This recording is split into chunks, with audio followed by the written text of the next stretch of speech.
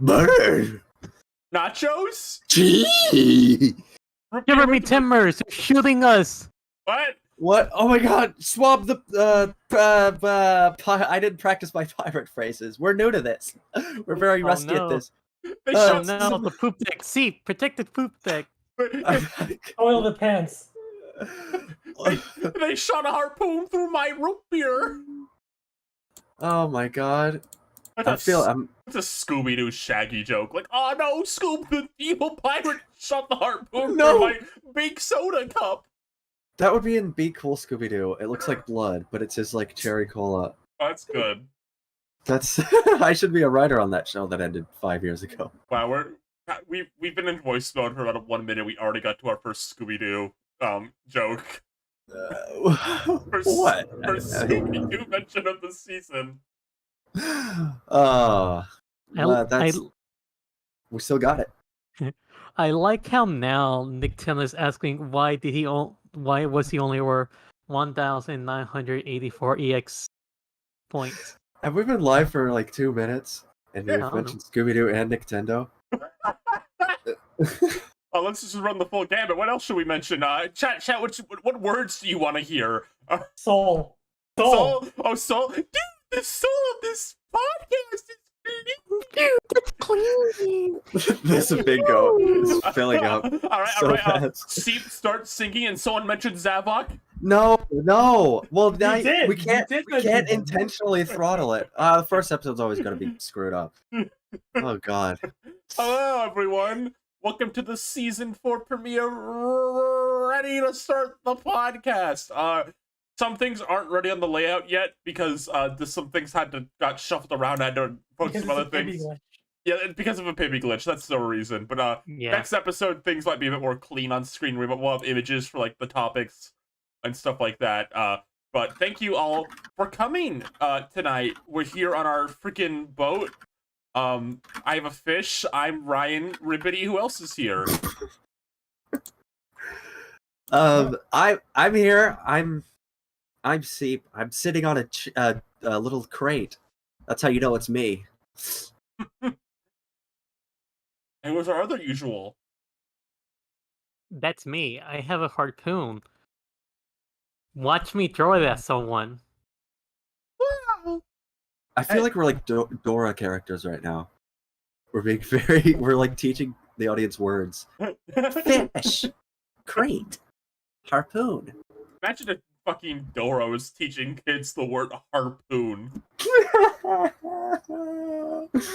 I guess so. And who's our special guest? I'm Amanda. I'm having a sip. Oh, Can you describe don't let her on the wheel. Can you say what you're holding though, so the 4-year-olds in the audience can repeat the word back?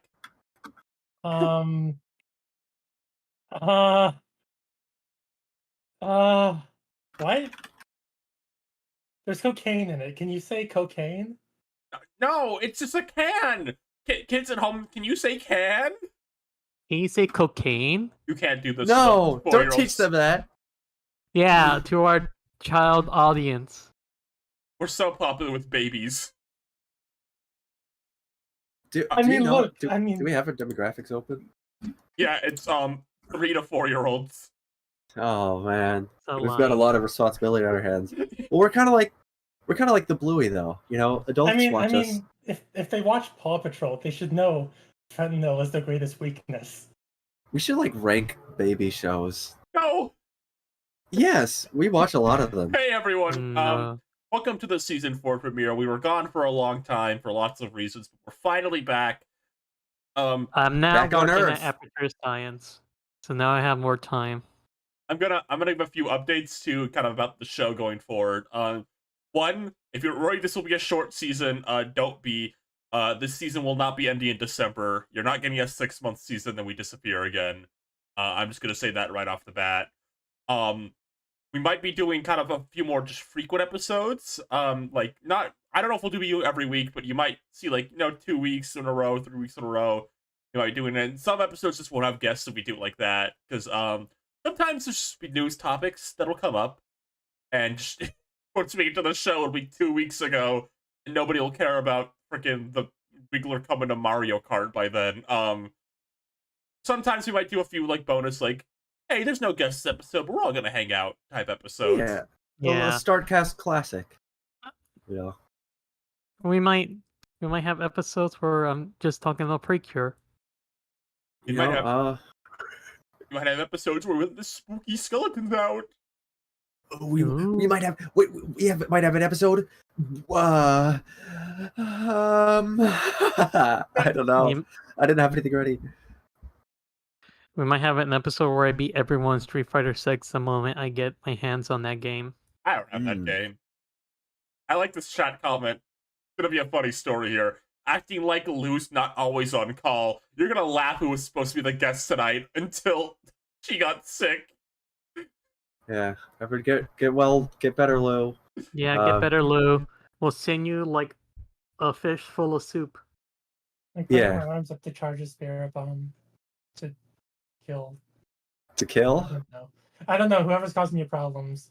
It won't Oh, help- I see. It won't help with being sick, but I thought that was like a mercy kill. Well, it could help if you like you can't be sick if you're dead, right? Yeah. But we don't want that. But let's not delay it any further. Let's get right into the news. People have been wanting us to talk about this for months now, like just so long.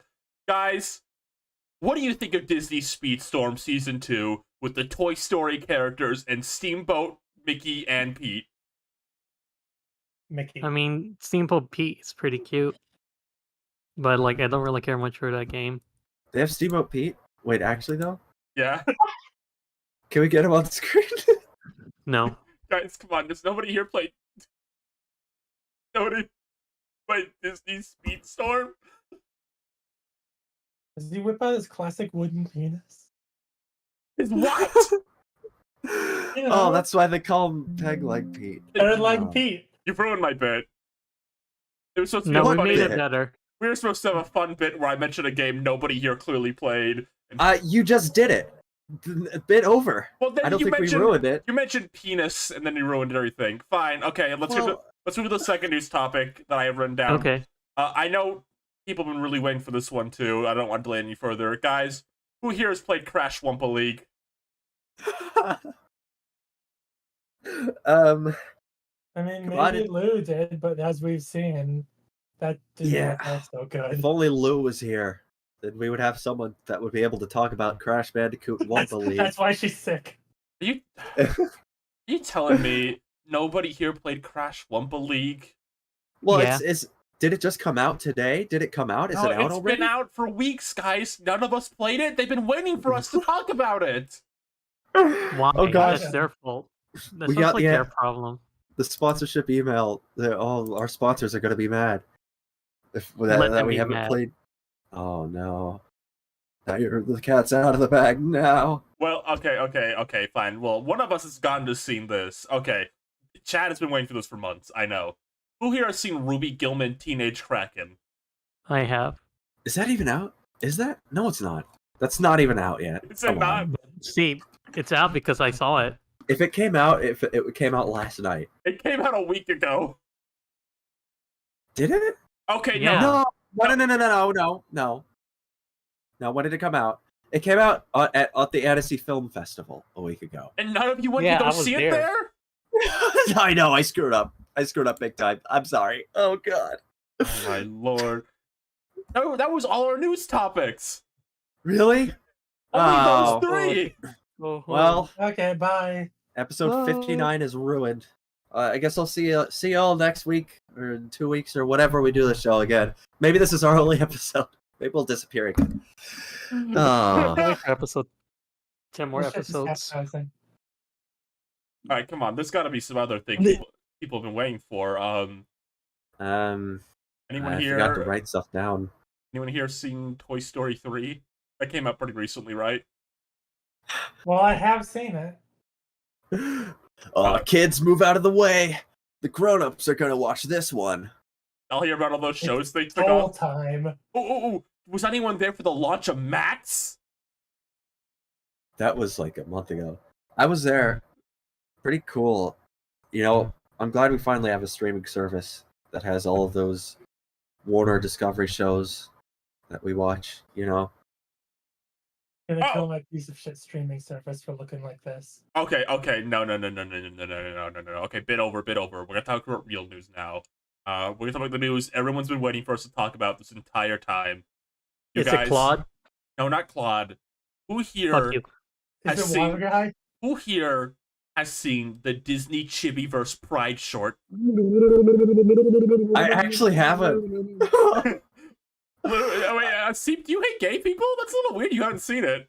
I know it is. It actually is weird that I have. You all people in the audience might not know. It is actually weird that I have not seen that, because I've seen every other episode of Disney Chibiverse aside from that one, which looks really suspicious. I know. You haven't. You're not there to support all my favorite characters like Squirrel and kids from Zombie High School and she go there by herself with no other Kim Possible characters for some reason. What could that mean? Yeah, Ryan, I until you said Shigo, I forgot what we were talking about. You were like Squirrel. I'm like, what is she on about? What were you talking about? the Squirrel from Disney Channel. The squirrel from Slippin' Jimmy? No, it's from If or whatever. The If. squirrel from Kif? Clown High? No. Oh, Yeah. the That's show, a fucking skunk. the Oh, show that fuck. we're supposed to be watching for the future of animation. If. Write that down. This is for the future of animation. If. Okay. Of course. I Study just realized CGI. something really important. Yeah. What? There's a new episode of Precure. Why? Why? Yeah. What is it? I thought they all I haven't seen exploded it yet. last week. What's the theme this season? I don't know anything about Precure.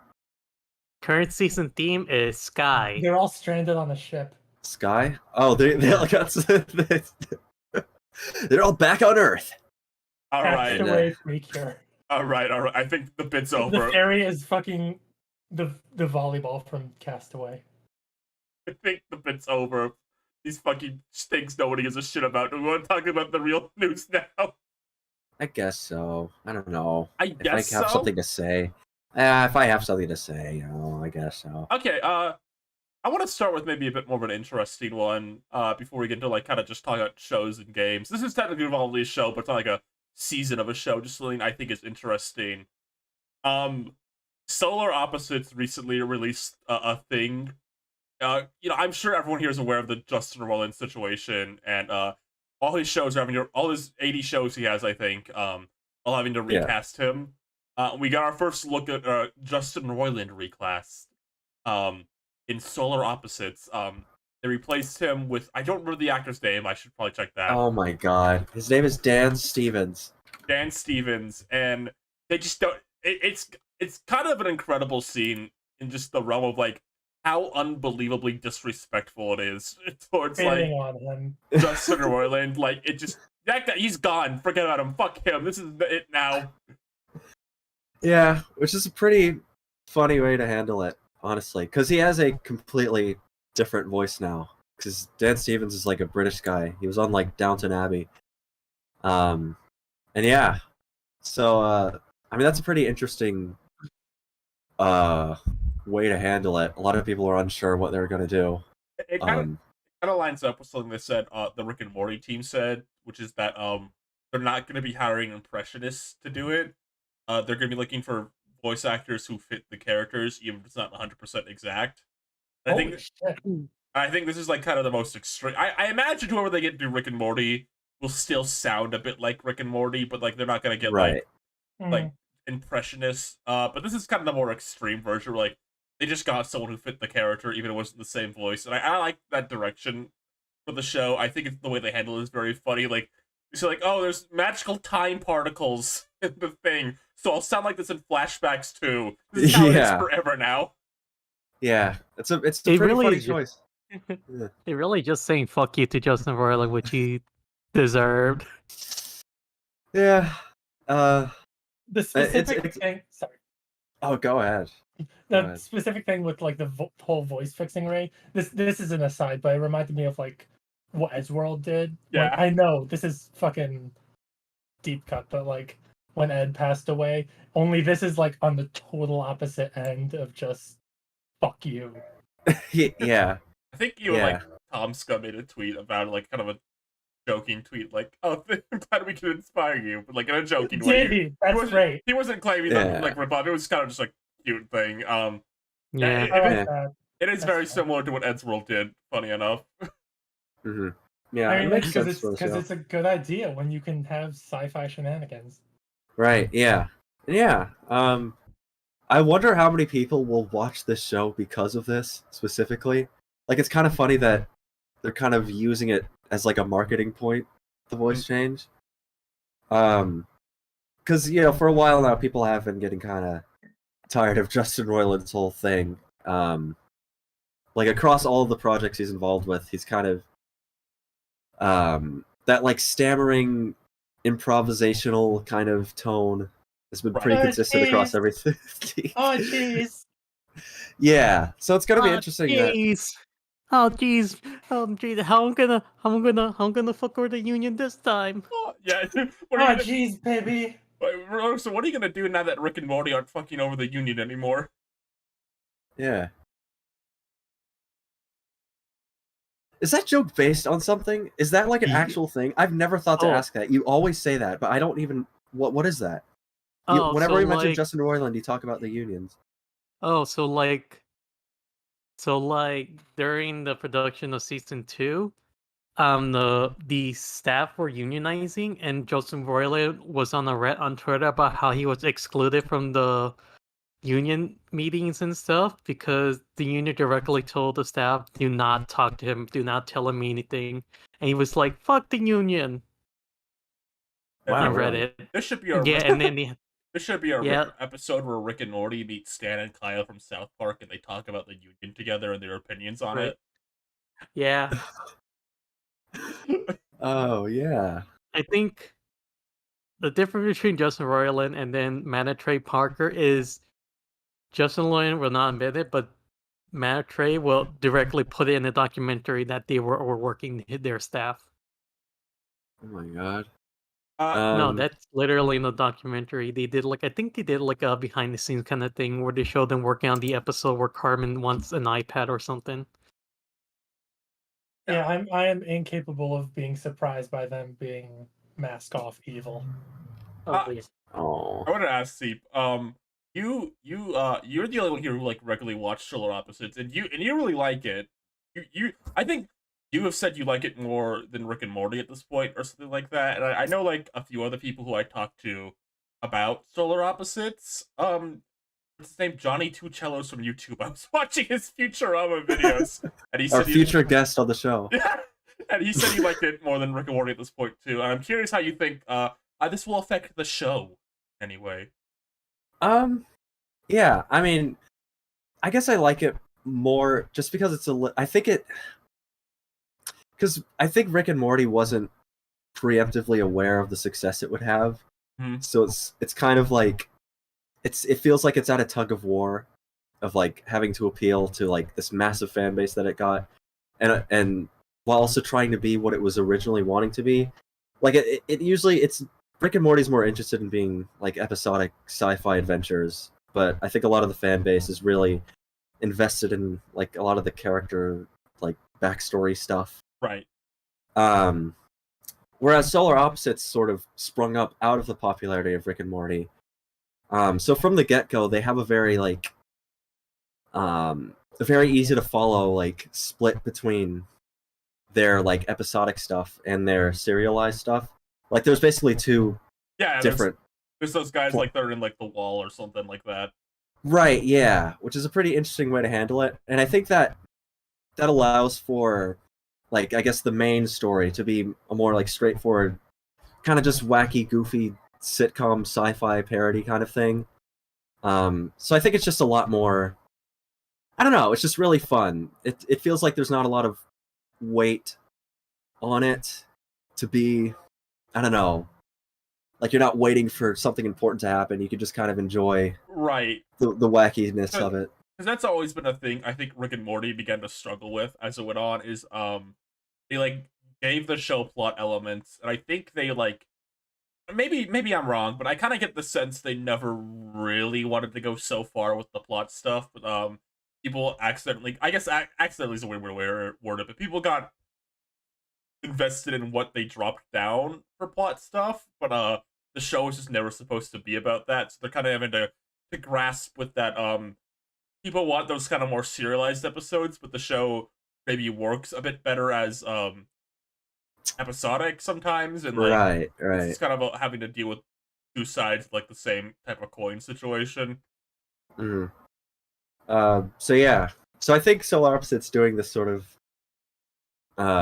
this kind of solution for their voice change is just really fitting for just how just like I guess easygoing the show could be. So yeah, I don't know if it interests you, if that promo interests you, then give it a shot, I guess. Hopefully we learn about Rick and Morty's voice changes soon, so we can get their new voices in multiverses. Yeah, honestly, that is interesting. How I'm just remembering how in multiverses, like Justin Roiland never recorded anything for that, and he probably never will. I forgot that game existed, and that probably game, they did too. That game, well, it doesn't anymore. Yeah, that game literally shut down today again. Wait. Was this the first time it shut? I remember this being like months ago announced. They announced that they were shutting down months ago, and now today was the day it finally happened. Oh my god, that's fucking funny. The timing on that. Yeah. I can't wait for the game to not market itself whatsoever until a week before it comes back. They are confused as to why it doesn't do good. And Black Adam isn't there anymore. Yeah. Honestly, they should just remove him. Well, we could say now that Black Adam is power is changing. We could say that he's more popular than the Flash now, I guess. So maybe they should keep him. That's a big prestige, you know. So I don't want to derail too bad, but I can't believe how much of a disaster Black Adam was for Warner Bros. In every single possible way. It tanked their movie division. Black Adam getting added to multiverses, from what I've heard rumors, like wasted a lot of development time because they were forced to kind of add him late in. And nobody wanted Black Adam in that game. He's like a C tier DC villain. They added him before the fucking Joker. Oh my god. Yeah? But Ryan, he changed the hierarchy of power in the DC universe. He changed the fucking box office bombs in the DC universe. That movie is so funny. Did you know that in the post-credits they brought back like Henry Cavill Superman, and the studio had no plans to actually do a movie with him? That was just The Rock, like, I don't know what you'd call that. Like holding the idea hostage, so that they'd be forced to make a Black Adam versus Superman movie. Oh my god! Remember, we're about to get another BVS. Well, not anymore because their whole cinematic universe is about to get reset. So yeah, it which is good, but now that joke isn't funny. Yeah. Well, I guess it's funny that it's not going to go anywhere ever. It's kind of the ultimate punchline for that movie. And things. You think, DC Super Pets 2, which will happen, will tie into the reboot of the DC universe, and like Dwayne the Rock Crypto Super Dog will fly into like the other universe? Well, are they going to reboot the cartoon with Dwayne Johnson voicing him? Well, Dwayne Johnson voices Crypto in the Super Pets movie, and James Gunn, he's like the head of DC now. He said that he's going to have Crypto in his cinematic universe. He actually revealed that. So I'm thinking like this could be like Dwayne Johnson's like his key back into the DC universe. He gets to play the dog. Instead of fighting villains, I think Superman and his funny Dwayne Johnson talking dog should get 3 friends and go solve mysteries. I like to imagine Dwayne at the meetings where he's gonna play, like, he's doing the script read for like Crypto, and he just keeps kind of nudging James Gunn, like, that would be awesome if Crypto met Black Adam. What? Are you kidding me? Can you imagine? The fucking double meaning of Crypto just hit me.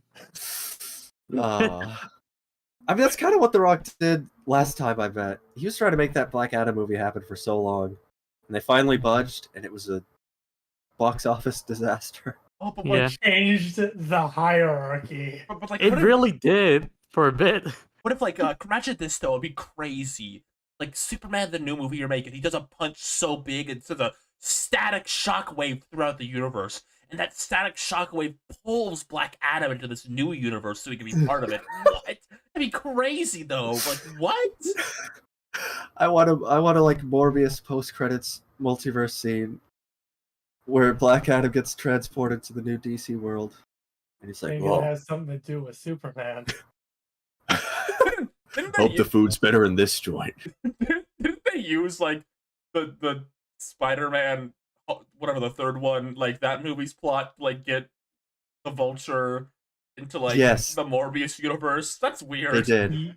It didn't Yeah, even make what? sense. Right?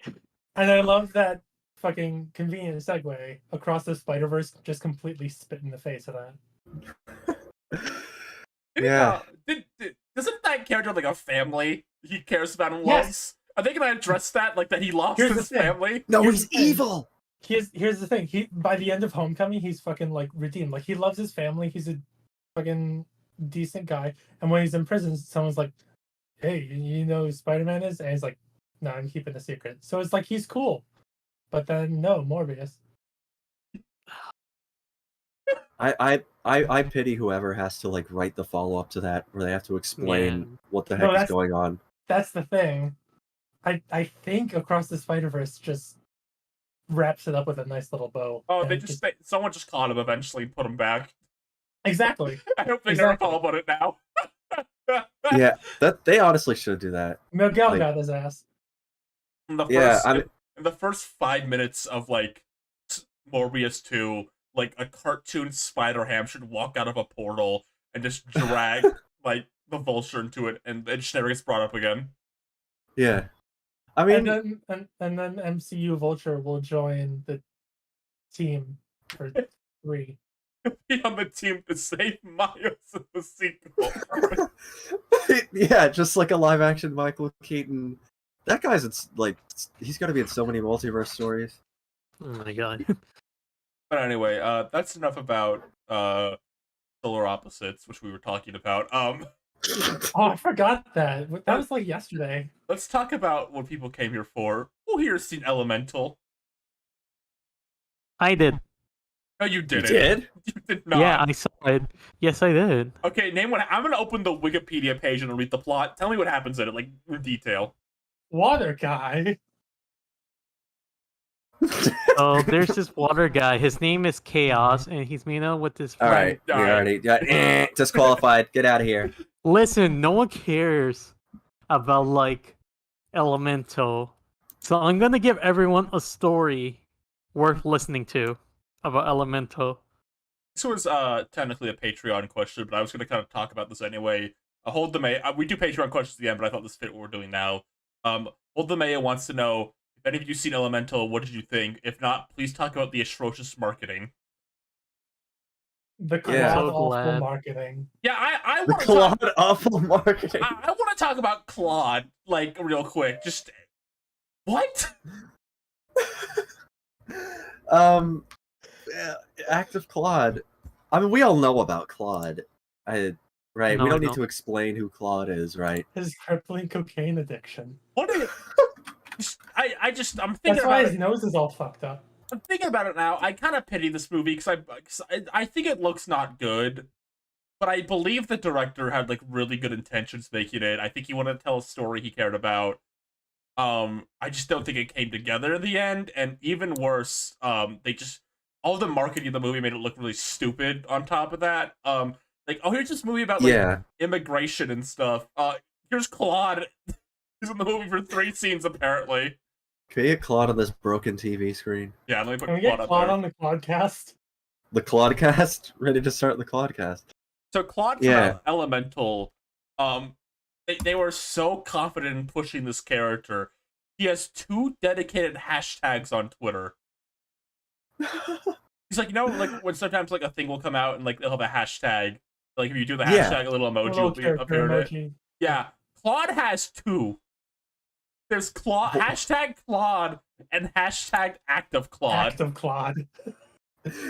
Oh my I god. just Do don't they know. Active Claude. Claude? What does that mean? It's like an act of Claude. You know, Act of Claude God? bless. It's like an acronym to like act of God. Claude saved this movie.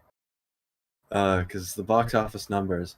I mean, and you know, honestly, everyone who I've heard who has watched the movie has said that it isn't as bad as it looks. Because, like we're mentioning, like the way it was marketed, it feels like The fucking Like, hot I don't and know, cold what- trailer was. I feel so bad. Like, I have to imagine when that hot and cold trailer dropped, the director just put his hands in his eyes, like, oh no. I like was like Disney like afraid that like I don't know, because the last Pixar movie that came out bombed pretty bad. That was Lightyear. So I wonder if they were just like, oh, I don't know if people are gonna go and see a movie if it's about like an immigration allegory.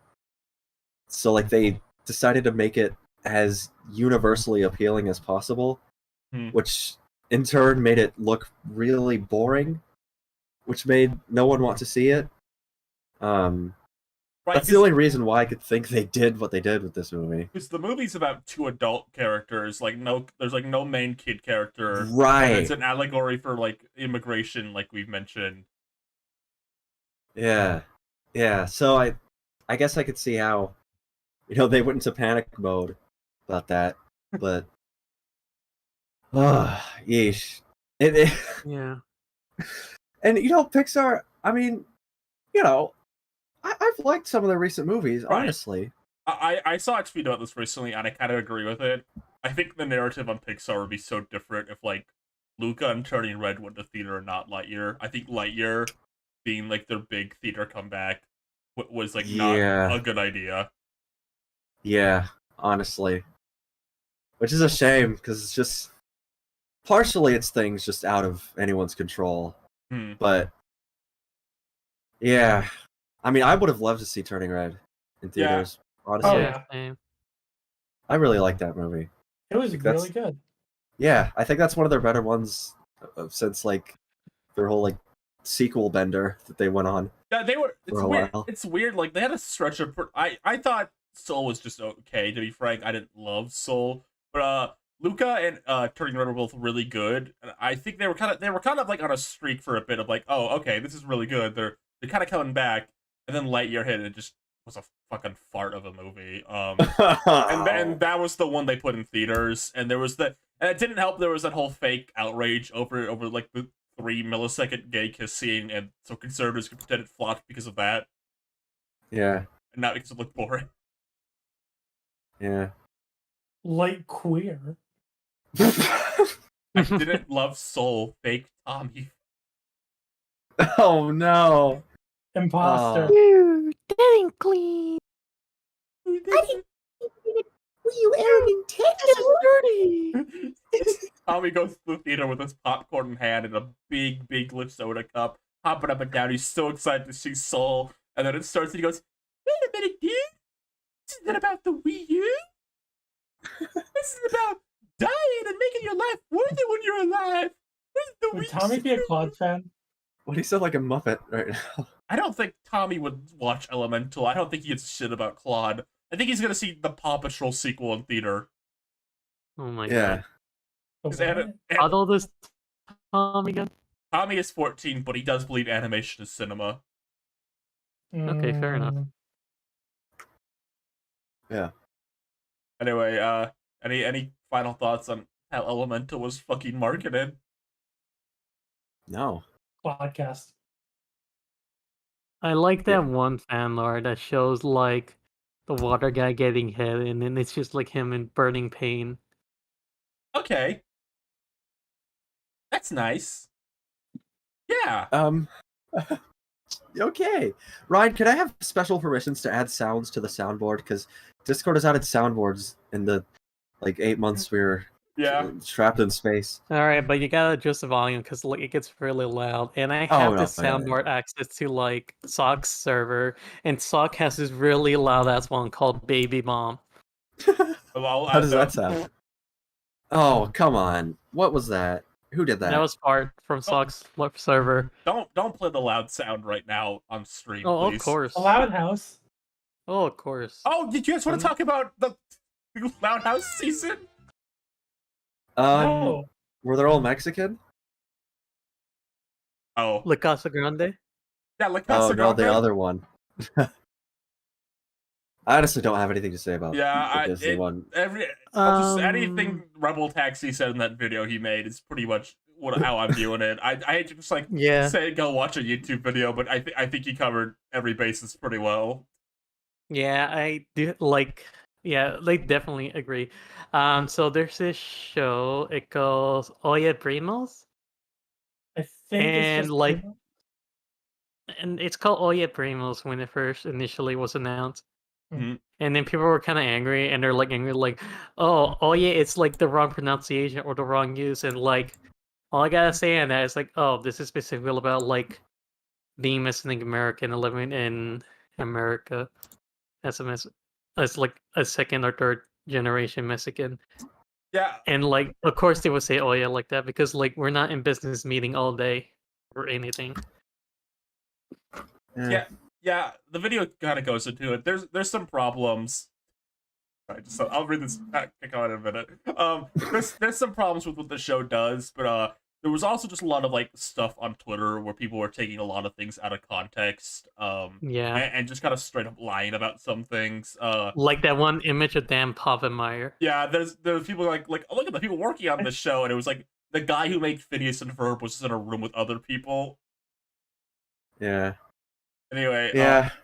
I gotta put Buzz back on screen to celebrate Toy Story 5. Yeah. All I That's gotta kinda- say on that is that No, like wait, no. it's just fun because like no people don't really know like the difficulties like trying to explain like growing up as like Mexican American, and they don't know like the Hmm. nuances in that, and it kind of really just shows with like the way they react. And and I think it's also difficult, even more difficult now because like you do have like people from like Latin American countries saying like, "Oh, this is bad for this," but it's also them not being in the know, like how Mexican Americans or other Latin groups were grown and raised in America. Hmm. So it's like a mess. It's like a messy conversations that like people don't understand the nuances of, and it's kind of just annoying. Yeah, because you come from a pretty similar experience to what the show's about, so I think Yeah, like you would have a sec- pretty firm opinion like of it. third generation Mexican, and second directly a child of like an immigrant Peruvian mother. So like my experience is like definitely Pacific. Hmm. Right, Buzz? Let's turn on Buzz's Spanish mode. I can't speak Spanish, so I can't even try. Un momentos, Tails. Oh my god. Remember they said that in Sonic Riders? I played that on my friend's GameCube when I was a kid, and I thought it was Ryan, funny. I still don't have permissions to upload sound. I'm gonna do it after the show. After the show? Fine, let me do it now. Let me ask real quick. Well, Rosa, do you have anything else you want to say about this before we move on? Like, just make sure. Get all the things you want to say out of the way. So like I know the name of the town. It's like, oh, it's pretty fucked up. So I'm not gonna argue with that. But like the discourse over like the shoe on the on the on the line thing is so ridiculous because like that thing means like 500 things. And like Yeah. I feel like that's also something that showed up in Hey Arnold. Yeah, I was gonna say, I'm pretty sure Hey Arnold had those too. Yeah, I think it just kind of became something where, stuff on like social media, especially, just kind of snowballs. Where Yeah, when it's snowballed, it's just like like everyone You thinks it means one thing without understanding. Like it probably means other things, and it probably does not mean what it does, and it's probably just some weird propaganda. yeah. Well, what's next on our exciting news? I wanted to ask actually. Do you want to talk about the Nintendo Direct and some gaming stuff first, or do you want to talk about the cartoons first? I don't know. Video I like games. video games. Okay, yeah, we might have a bit more to say about like Spider-Verse than a lot of individual games. Yeah, do you want to do the Nintendo Direct? Yeah. Also, someone in chat was like, we didn't explain who I am, and like, hi, I'm just Did you not? I'm just Oh a my friend. God. I don't really do anything. You're a It's pirate. Okay, I'm find the One Piece. There's my joke. I gave you and Rosa both a role called main people. It lets you do everything on the server. I don't know if it'll let you add sound, but I clicked yes to everything. No, I'm doing it right now. Okay. Okay, we'll do the Nintendo Direct first. Let me open the Direct so I can just skip through it because I forgot everything that was in it. We could also, Oh my God. and also, I remember everything that was important in it. we'll also talk about Sonic here because we're not going to talk about the Summer Games Fest because I don't think any of us gave a shit about 99% of that. But I imagine you two want to talk about Sonic, so we'll just do it now. Yes. Okay. So they Order. announced they're gonna add in Transfan Classic Sonic to Sonic Superstar. Okay. They didn't, Order but I of wish they would. things announced. Does anyone have anything to say about the Pokemon DLC? I mean, it's DLC, all right. I haven't played the game because, like, I need to finish Grandia and I need to finish Danganronpa. I people are Yeah. into that game that never finished it. They kind of, it felt to me like they didn't really show anything. I follow a handful of like competitive players and they're fucking having a blast or not having a blast because apparently like Skull is back and that's a fucking that's a doozy. But otherwise there's nothing there for me. Yeah, since I they feel last like showed it. I feel like everything that was there for me is already in the base game, and that's just like Rika Pokemon. Mm, And like there aren't any really decent fashion. So like Yeah. I don't know. I liked the Sword and Shield. I want to go Sword and Shield. No, I don't like that one. Whoa. I like Scarlet and Violet. I like Scarlet and Violet, but nothing in that DLC made me go like, "Oh, I'm gonna get back into and play this." There was nothing crazy. I feel that way. I don't know. It's weird because like Pokemon is a series that fits for DLC. I just don't think Pokemon DLC as a concept is ever that interesting. Like the stuff they had for like Sword and Shield. I like Clara, but like the DLC that was attached to it never looked that interesting to me. So I don't know what is about Pokemon. It makes sense the DLC. It's just never that interesting looking to me ever. Mm-hmm. Alright, we're talking about Sonic. I mean, yeah. Yeah, hold on. I'm doing science here. Okay, I'll start the fucking his conversation. experiments. I could help. I'll start the Start up conversation. the- You guys move into it. So they Yes. announced Sonic Superstars at the Summer Games Fest. I don't think there was a single other thing at the Summer Games Fest any of us give a shit about. So we're just talking about this here.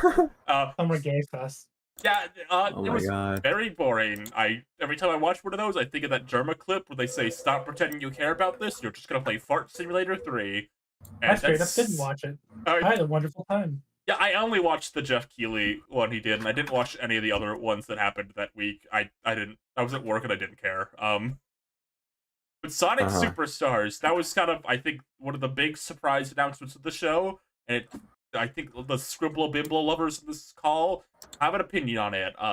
Rosa seems busy, so Rosa seems I busy, got so it. you go first. Alright, Yes. so Okay, Lancer. I'm very excited for this game. It looks very nice. The more playable character aspect, giving it like just like super like Kirby's Return to Dreamland and like New Super Mario Bros. It's like a really fun idea and concept, and I wish it was also online Yeah. because that would be hilarious. Yeah. There is some online mode thing. I'm curious about that because I feel like maybe some kind of online like Sonic battle mode thing could be interesting if they do it right. Yeah, And it's not like a minigame collection thing. Yeah. I think it looks cool too. I mean, I feel like everyone could really say that we're a bit overdue on something like this. 2D Sonic. Like, I think when Sonic Mania came out, like 6 years ago. 6 years ago now, yep. Yeah. I think everyone immediately was like, "Oh, I can't wait for the next one to come out in like 2 years." And that just didn't happen. Apparently, they were trying to do something with that same team, and it fell through for some reason. Hmm. I really wonder what happened, because it feels weird that they would fumble that, like getting that team back. I've heard a ton of he said, she said on that. Nothing I'm like confident I'm like confirming, but like there's been a lot of he said, she said about that situation.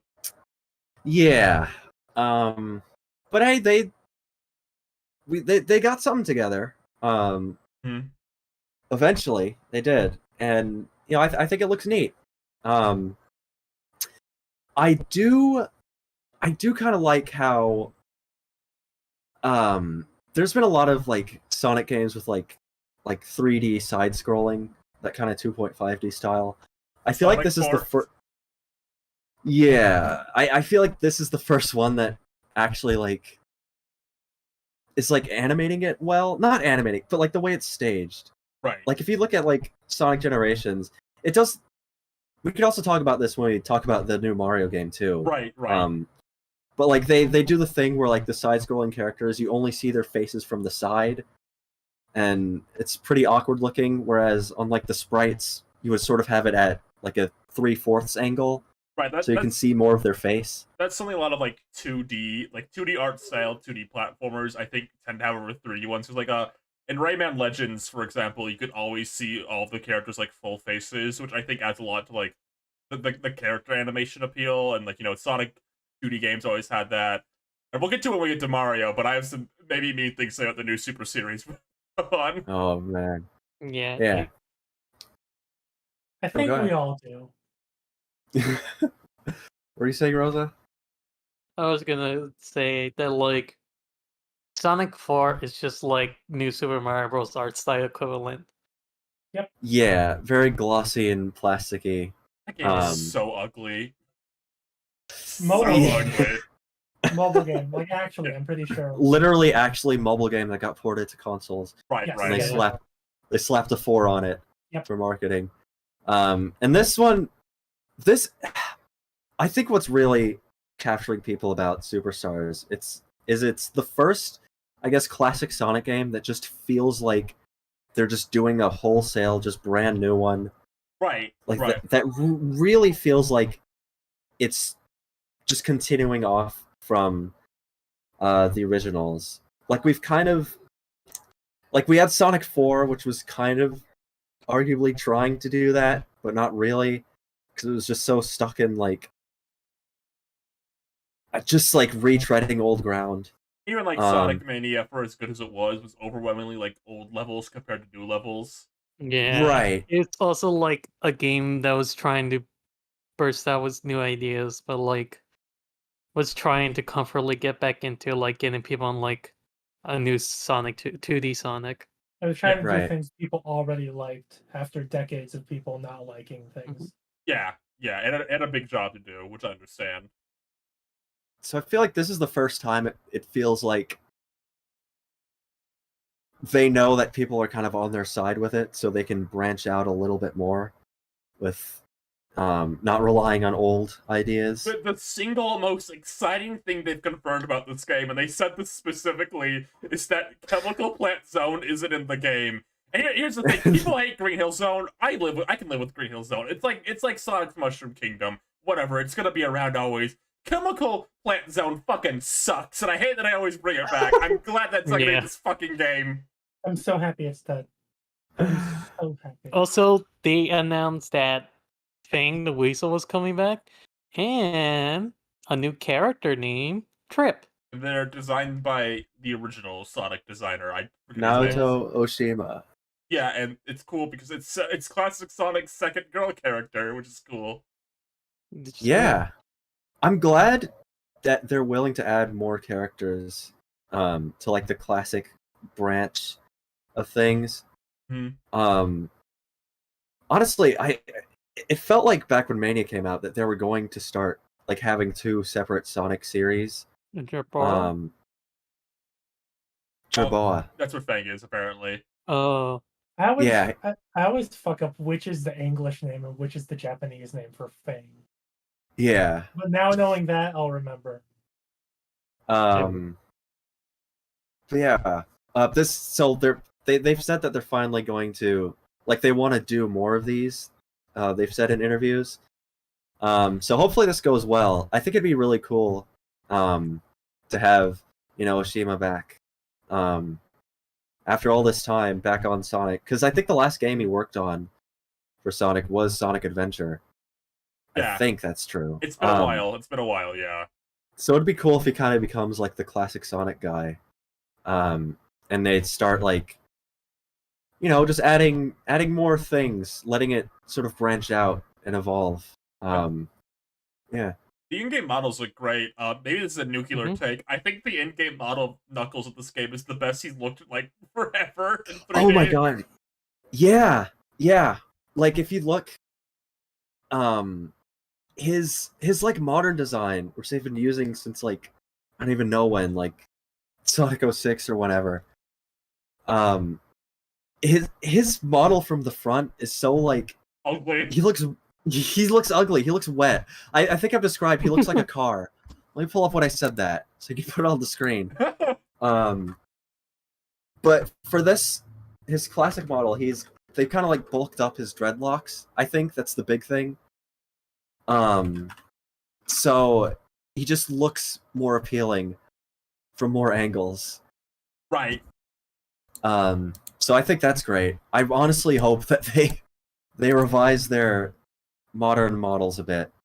I think everyone's kind of thought that about the modern models in particular for a bit, is they're not super versatile, I think, for like the character designs they are, and they probably need to tweak them. But I've heard from people who's worked with Sega, they're apparently really weirdly stubborn about the models for some reason. Yeah. I don't know why.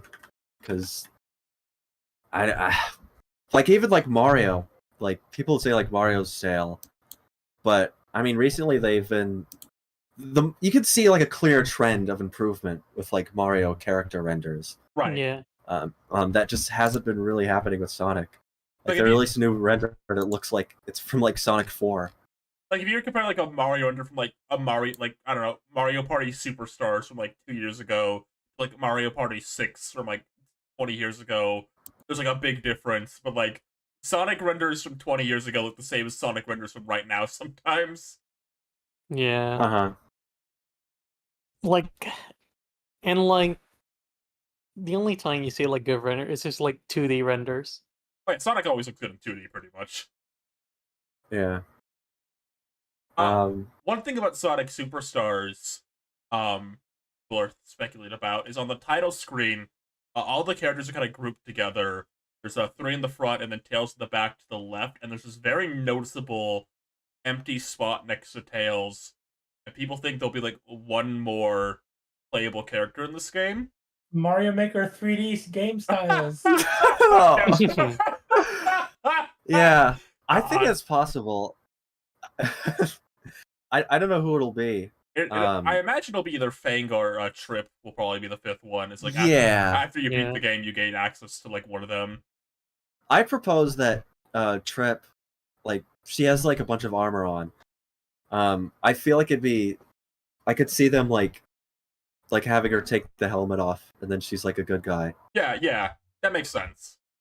Yeah, which would be pretty neat. I wonder what they do with that, because honestly, I feel like from Mania Plus to now, like they've been doing pretty good at adding new classic Sonic characters.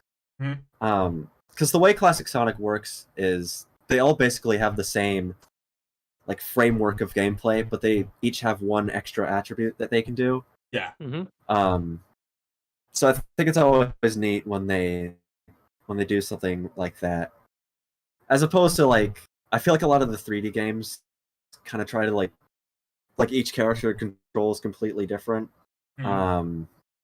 which usually makes it harder on development time. So I'm interested to see how the classic they add more classic style characters. Yeah. Like if they just added Amy, I feel like the way they did her is pretty good. Like I really like how Amy is in the They just updated Sonic Origins. What if they? What if the She looks pretty cool. What if and the secret character is Classic Vector? Cool. Hey guys, hope I'm not too late. Yeah. I got my bubblegum. They have like a surprise post-credit stinger. Hey Yeah. That'd guys, be really good. Aren't they like weird about like classic chaotics? Like they just don't exist anymore, pretty much. Yeah. And I feel like Um, there's like a headache with like trying to I don't manage like the classic and modern series having like shared characters, and you feel like it's probably more manageable just to keep it in certain areas like Team Hooligan in the classic era plus Honey, and then like other characters showing up in this era. But yeah. 2 vectors? Come on, since you had 3 vectors with Sonic Boom, imagine the triple vector explosion. Wow, none of us can call us virgin anymore. I think Does that mean we're exactly alike? I suppose so. Do you want some rice pudding? Yeah. No, that's gross. It was a 10. We're not doing that. I like it. It's good. That can't count as singing. Do you ever really put Vector just in Sonic Boom randomly? They should do that again. Only Vector comes back in the classic series. That Not was just so any funny. vector, but I Twink forgot Vector. they did that. We're gonna have a Twink version of Uh-huh. Vector. A Twink version of Vector? Yeah, have you seen Classic Vector? I guess classic Vector is kind of twinky. He's more like slender.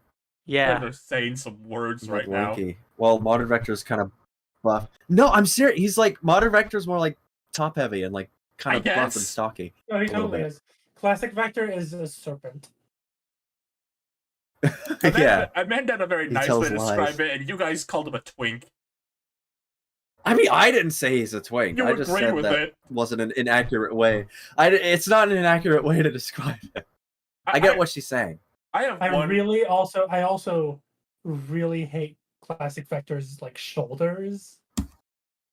So Why if are he they, keeps on not existing, I'll be pretty happy with that. I need to look at Classic Vector's shoulders real quick. Things you're saying about this Catholic character. Oh, yeah. I don't remember Vector being Catholic. You know what? I see what you mean. He's got like really big shoulders. That looks like his arms are coming out of a hole. Yeah, I bet they Oh my are. God. it's like they were like dislocated that one and, Sonic- pushed in. It's like that one like tennis render of Sonic, where you could see like where his arm is disconnecting from his body. I have one more thing I want to talk about with Sonic. This game. What do you all think about the Yes. Lego Eggman DLC? Oh my skin? God! That's so funny. What When is they it? did that Sonic Central presentation, and they said they had one more thing prepared for us, I never in a million years, man. They showed Nintendo up. I gotta say, they swooped in right after, and they showed them how it's done. That's how you do a one more thing reveal. You reveal Lego Eggman in a very. I got a question though. How does it even work though? They didn't show it in game. Is it just like a skin you can purchase for like Listen, they haven't. character? They haven't finished the skin. They didn't tell the developers they were adding this until the presentation happened. Honestly, I joke about that. I feel like there's a high chance that's actually what happened, because Sega seems dead set on like having DLC for every game they release, even when it clearly wasn't designed with it. Or like pre-order bonuses. That's how we got the Baby Sonic keychain for Sonic Colors. But yeah, the way they showed it, they did like a whole like they did a whole Lego style animation that made it seem like there would be like a Lego theme for the game, but no, it's just Eggman. Just Eggman will have a Lego skin. Apparently, we don't get to see it in game. The way they're promoting it, they just have like a picture of the Lego minifigure, which makes it seem like the game comes with the Lego piece. But no, it's apparently an in-game cosmetic. It's not like a toy that comes with the game. For a boss character only? So like, it'd be like if like pre-order borders for Super Mario Brothers, you can get the Blue Bowser skin. Only I bet you can't play as him though. I bet that's just because I imagine Eggman's only going to be in like a couple cutscenes maybe, and he's like flying around in his little machine. I bet it's just way easier to account for like hitboxes and like animations if only Eggman is Lego. Well, apparently Lego Sonic's an option too. They're from chat is Really? saying. Yeah. Oh, Is he? Yeah.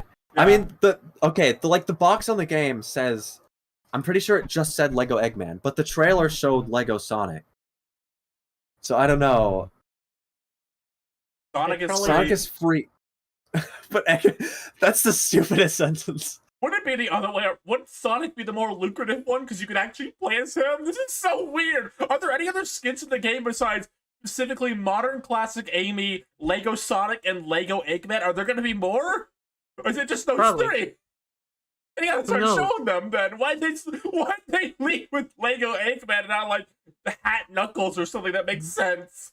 because you I know, wanna like, inject a Eggman's a theory. builder. He builds things. It really does feel like they're like finishing up development every time, and they're like, "Oh, the DLC, that's right, Yeah. and they go Get into the Lego chart. Dimensions files. Get the chart. We need to fill the chart. It's not even the same model as the Lego Dimensions Eggman. It's a different one. Oh my gosh. Oh, I just want to I know. guess they need different rigging. we've talked about Lego Eggman for a while. Actually, maybe they're onto something with this. Like, This is like free Okay, but- marketing. We need to talk about the Sonic DLC that matters. What is it? The birthday DLC and Okay. other Sonic Oh, or that's Frontiers. We'll get there. We gotta talk about the direct What? still. No, we can talk about that. While we're on Sonic, I Because mean. that'll be just part of what we played this week. Okay. Or All right, let's talk about something important. Okay, I actually don't think this matters too much. I just want to talk about this real quick. I don't think I know so I care about this game, but I just want to say, why does the Detective Pikachu game look like that? 3DS. the what? Why does the Detective Pikachu game look like a 3DS game with like an HD, like and not any level above that? Because that's probably exactly what it is. Why did Yeah. the game take like 7 years to make too? What happened there? I feel like the original took a long time too. It Do you did. remember when they Pikachu like? died and they had to recast him. It must be like hard to animate or something, because I know they're more intensive with the like facial animation and stuff. Mhm. I don't know. There is something about the color palette and texture work of that Detective Pikachu game on Switch. It feels like not only a 3DS game, but it feels like eShop free 3DS shovelware. Yeah, Oh my God. like the Pikachu's cheeks like barely stand out from his yellow to me. Like there's like not like they're very like light pink. Everything's like really weirdly saturated in this game. I don't know. It just Oh, yeah, looks weird. This game looks like cheeks, all right. Oh, Like nobody is producing a shadow in this game. Like in half the shots. it's kind of sad how It's because it's about you're a detective. You have to bring things into the light. No, it isn't. It's like they turn off the emission. They turn on the emission because they couldn't be bothered with like making the shadows work. I can't help feeling a little bad for this game, because the ship has gone so far from sailing on this being something anyone would be interested in. Yeah. It's not even like a remake of the 3DS classic you didn't get to play. Like, no, it's the sequel to the 3DS game. Like, has anyone played the 3DS game? I It forgot it took a was a while. game for a while in my mind that it just became just a movie. I scoured a few direct reactions for like just direct. I like to see them sometimes. And anytime this game came, it was just more of like oh hey, it's this game. And the trailer Right. ends. This was announced in like the cursed like Pokemon Direct from like 4 years ago, where like we're only just now seeing anything that was announced there Yeah. get released. Yeah. Pokemon Sleep, this. I feel like there was something else I probably forgotten about at There's this point. some other slop was on there. Yeah. I don't know what to say. I mean, they say they're doing another movie Yeah, at least. I could see that not happening. I think they announce it, they cancel it, and then they announce it again. That I think is what happened. The Detective Pikachu sequel, I think it's going to be one of those movies they keep announcing, canceling, and then re-announcing for like a few years, and then it just vanishes. It's dead in the water for another decade. Yeah, I think that's. I think we'll get another live-action Pokemon movie again, and then it just won't be Detective Pikachu. Probably what's going to happen like 6 years from now. I could see that. Whatever they're working on now is just going to shift into something else. What do you even do with how that movie ended? Whoa! He wakes up one morning. Oh no! No! I'm a Pikachu again! Uh-oh, here we go again. I think they're just trying to figure out how to make a movie with Pikachu without having to be the same Pikachu, because you can't have a movie without Pikachu. Right, yeah. I don't know, who knows? What's up with Mario RPG now? Yes. Yeah. Let's go! So, this was like, I think the big rumor of this direct going into it is like, I forget who, but somebody on Twitter was swearing by their life, Mario RPG remake, and there's now in hindsight so many funny tweets about like, there's no way this is real. I'll eat my left shoe if this is real. And to be frank, I don't blame people. Because like, Mario RPG remake, where everything weird about it is kept 100% intact, feels like a thing that would be on a fake direct leak next to like WarioWare farted up and Zelda Shadows of the Temple, like those like Yoshi's Flipping Island. Yoshi's Flipping Island, all those fake direct game names. Like it doesn't feel like something Nintendo would have greenlit, which makes it all the more weird. It's real. Not with the Mario mandates. Not with the Mario mandates. How about you're gonna make Xander pop out of nowhere? The Xander Everywhere system. Holy crap, guys! They just announced that they burned up the Mario mandates, and we're finally getting Blookie. They beheaded Tanabe. When I heard that rumor, I said out loud, if it turns out like the guy who said that should be put on like some sort of ball crusher machine for like making the claim that it was wrong, that big. I mean, just in general, for making a claim with that, if it wasn't true, because like Mario Someone put their RPG balls on the and line? new 2D Mario, no way. You gotta be putting your balls on the line. And then it came out, and then I had to apologize to the person. Wow.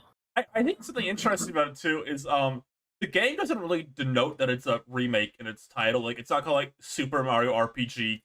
RPG or whatever. Oh, right. I didn't notice that. It is just point blank Super Mario RPG. So a lot of kids are probably gonna just play this and not realize it's a remake and like just be like befuddled by like how kind of like not like modern Mario this game is. Like who's Mallow and Geno? Who's Booster? The Axel Rangers? It doesn't, and the game doesn't really look like modern Mario. Like the mushroom. Peach's castle was blue in this game. Yeah. And that's gonna be an interesting thing to witness, like kids playing this, like not really knowing it's a remake. Yeah, it's honestly, it's really cool how faithfully it is recreated because, like, the original game did have the 3D like pre-rendered visuals, so it just kind of feels like, I don't know, just like it's just like elevating the original visuals. Like putting on glasses. Right, yeah, exactly. I'm surprised Nintendo let them do the art style they did, like have Mario squished the entire time, pretty much. Yeah, because like it does seem like they edited like a main Mario model to do it, but like I understand why. Like close up, it looks weird, but in the distance, it's like, oh yeah, this looks right. I mean, seeing Mario RPG for the first time as kids, I'm sure it looked weird to all of us. Yeah. Oh, of course. Because if you see like the renders, as like Mario looks so pudgy. Yeah. But it makes sense that like Mario looks like that because like when you do look at it in the isometric view and everything, it's like, oh yeah, it's exactly supposed to look like. Right. Yeah. It's tailored for the gameplay of it. Yeah. When this was first getting rumored, I thought like Mario would look normal. Like I didn't expect them to like stay so true to the art style, because like I'm gonna put Mario on screen. He looks a bit like mix between Mario, like modern Mario and classic Mario, like in like the renders, like From Mario Generations. yeah. But like when he's viewed like in the overworld like this, like it's almost like exactly what I like thought Mario sprite looked like as a kid. Exactly. Yeah. And that goes for a lot of like. I'm surprised they like. There's sort of like a Toadsworth-esque character before Toadsworth existed. Yeah. And I would have thought they would have, updated that character to look like the more kind of modern Toadsworth. But no, they kept it how it is. They kept the chained Kong. That chain Kong's still there. I love how the chained Kong even still looks kind of like the '90s kind of Donkey Kong. Yeah. I want to see like photorealistic like Final Fantasy 16 QLEX. Oh, I can't wait to fucking see QLEX in this. Oh, it'd be so funny if he just looked like a sprite. Like they made him look like an RPG remake, a 16-bit RPG HD remake. Oh my god, that would be good too. Either end of that. If they go for like I'm thinking like fucking Super Mario Odyssey Dragon. Right. No, I'm just so surprised how intact everything is. Like it's all like the weird like SNES era Mario like kind of look when like turning into the different characters to do impressions. Yeah, like nothing was like solidified about Mario's world, so like they just made shit up about it. Like Mushroom Kingdom, and this doesn't look like anything like modern Mushroom Kingdom because it feels like Nintendo would make them change that, right? Like they would make them like okay, make them more like modern Mushroom Kingdom a bit more. So it's weird, just like how played absolutely straight everything is in this remake. Like it's weird that they suddenly understand that people liked it the old way. There's a part of me that's wondering, because I imagine Square's doing this. I'd be shocked if they weren't. There's a part of me that wonders if, like, since Square was involved, and like they're like a big company, they pushed for this a bit more, and like Nintendo kind of gave into them. Maybe I could see that something like that being the case, or maybe there's some like legal thing where they could keep a lot of the original intact. Mm-hmm. I don't really know, but yeah, it looks great. I've never played the original, and I might want to play this one because, from what I've heard, it's basically like a precursor to what Paper Mario was. Yes. So, and I like the original Paper Mario a lot. So, yeah. Before the Mario mandates. Because the whole thing about Paper Mario was it started as just Mario RPG 2. Yeah. Right. Yeah. So yeah, same things like action commands, attack timing. Yeah, partners are like a distilled version, etc., etc. I think another weird thing about this, that I'm like watching the trailer again, the only three characters that even kind of like remotely modernized were Mario, Peach, and Bowser. Because even like the Toads have like their weird shape they do in that game. The Koopas are like a bit fatter, like on all fours. Wiggler like looks a bit more like that era of Wiggler. Like everything else like kept into it's just weird, like because Nintendo is so like specific about like how they're and there's something else like happened in this direct that I think is interesting too related to that. Nintendo has been for so long, even in their best stuff, so specific about how things have to look, like character models and stuff. Like they rarely go off the beaten path. Like in the Mario and Luigi remakes, like all like the weird Toads kind of became like just normal Toads and stuff like that. Like the Koopas that would be on all fours originally were just normal Koopas now. We can get there's the whole discussion to have there, mandates, whatever, all that. All I could say on that is like it feels like they were reusing assets from like an earlier from like Mario Dream Team just to make it easier in development, especially knowing that like no, that's possible too. But I mean, because that city was on its last leg by the time they started work on like Dream Team remake. But even like in the context of like the later Mario and Luigi games, they stopped using like those weird Toads or like the Koopas that would like wear like pilot outfits. There was nothing like that for the original Mario Universe characters later in those games, which makes it really interesting. Like everything weird about like branches of the Mario universe in this one is pretty much kept intact. I'm just not used to like Nintendo. You're rolling right now. Giving other studios. I can't believe it. I don't know, it's weird. I follow the series, for so long and so religiously. And this is like, there's already been like 3 Mario things this year where Nintendo like let them change the designs on stuff pretty like decently significantly. Yeah. Legend of the Seven Souls. Oh, I get it. Soul. Okay, yeah. A good one. What else happened at the? I also want to point out that like what? it seems interestingly they also use some like assets from like Mario Party, at least when it comes to like the menu and like the fonts. Oh, you know what? You're right. The UI, the paddle parts look really like a ton like the Mario Party Superstar UI. Yeah. Also, looking like Bowser's model, it's like, oh, that because it's something about it feels like very familiar. I feel like they're using a bit of assets from like Mario Party. Maybe. Not a lot, but a bit. Yeah, probably like the Bowser model because Bowser looks completely normal. It just looks like he's just sized down. Yeah, because he's a wider guy. He's more proportioned to like Mario RPG, where Mario and Peach are just like they're human. They're relatively tall compared to width. Do you? One more thing about this game. Do you think this game is going to create a new generation of Geno kids? I mean, we'll see. On one hand, I want to say I hope so, but like on the other hand, I think we already have the new generation of Geno kids, and they were raised on Smash. They never played it, but they know about him. Exactly. It would be funny if, like, what if like the culture has just shifted enough to where like they fixate on like Mallow instead. Kind of like how, like in the original Clone High, I feel like Gandhi was kind of the big like meme character.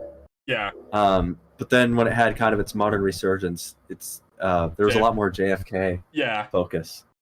Like, I don't know, maybe we'll have to crown a new king. And I think I don't think anyone has ever cared more about Mallow except me when I was a kid trying to, because I hadn't gotten to the part of the game with Geno yet. No. Oh. The Friday Night Funkin'. I love Mallow, but nobody cares more about him than Geno. The Friday Night Funkin' Sonic.exe AU kids are gonna think Geno is so cool. God. And this is how Geno's gonna end up in Smash 6 because of his relevance now being. He's gonna be actually relevant now. Geno's gonna be relevant for the first time in decades because of this game, and that's gonna make the discussion for the next Smash game even funnier. Yeah. I hope in the next Smash game they just keep an SME costume without the mask. Oh, that was so disgusting that they did that. That was like sad. I felt bad. It's like it's funny, but it's also like why? Yeah, I don't know why they didn't give him a mask. Maybe there was some weird brand thing and they just were reusing assets as much as possible. I don't know. He was going on. Yeah, he was going on about like the virus being a hoax. He didn't want to put it on, so that's how the cookie crumbles, I guess. Right after that, maybe like one of the weirdest ways they've announced a game in one of these directs ever. They were just like, "Hey, look at this!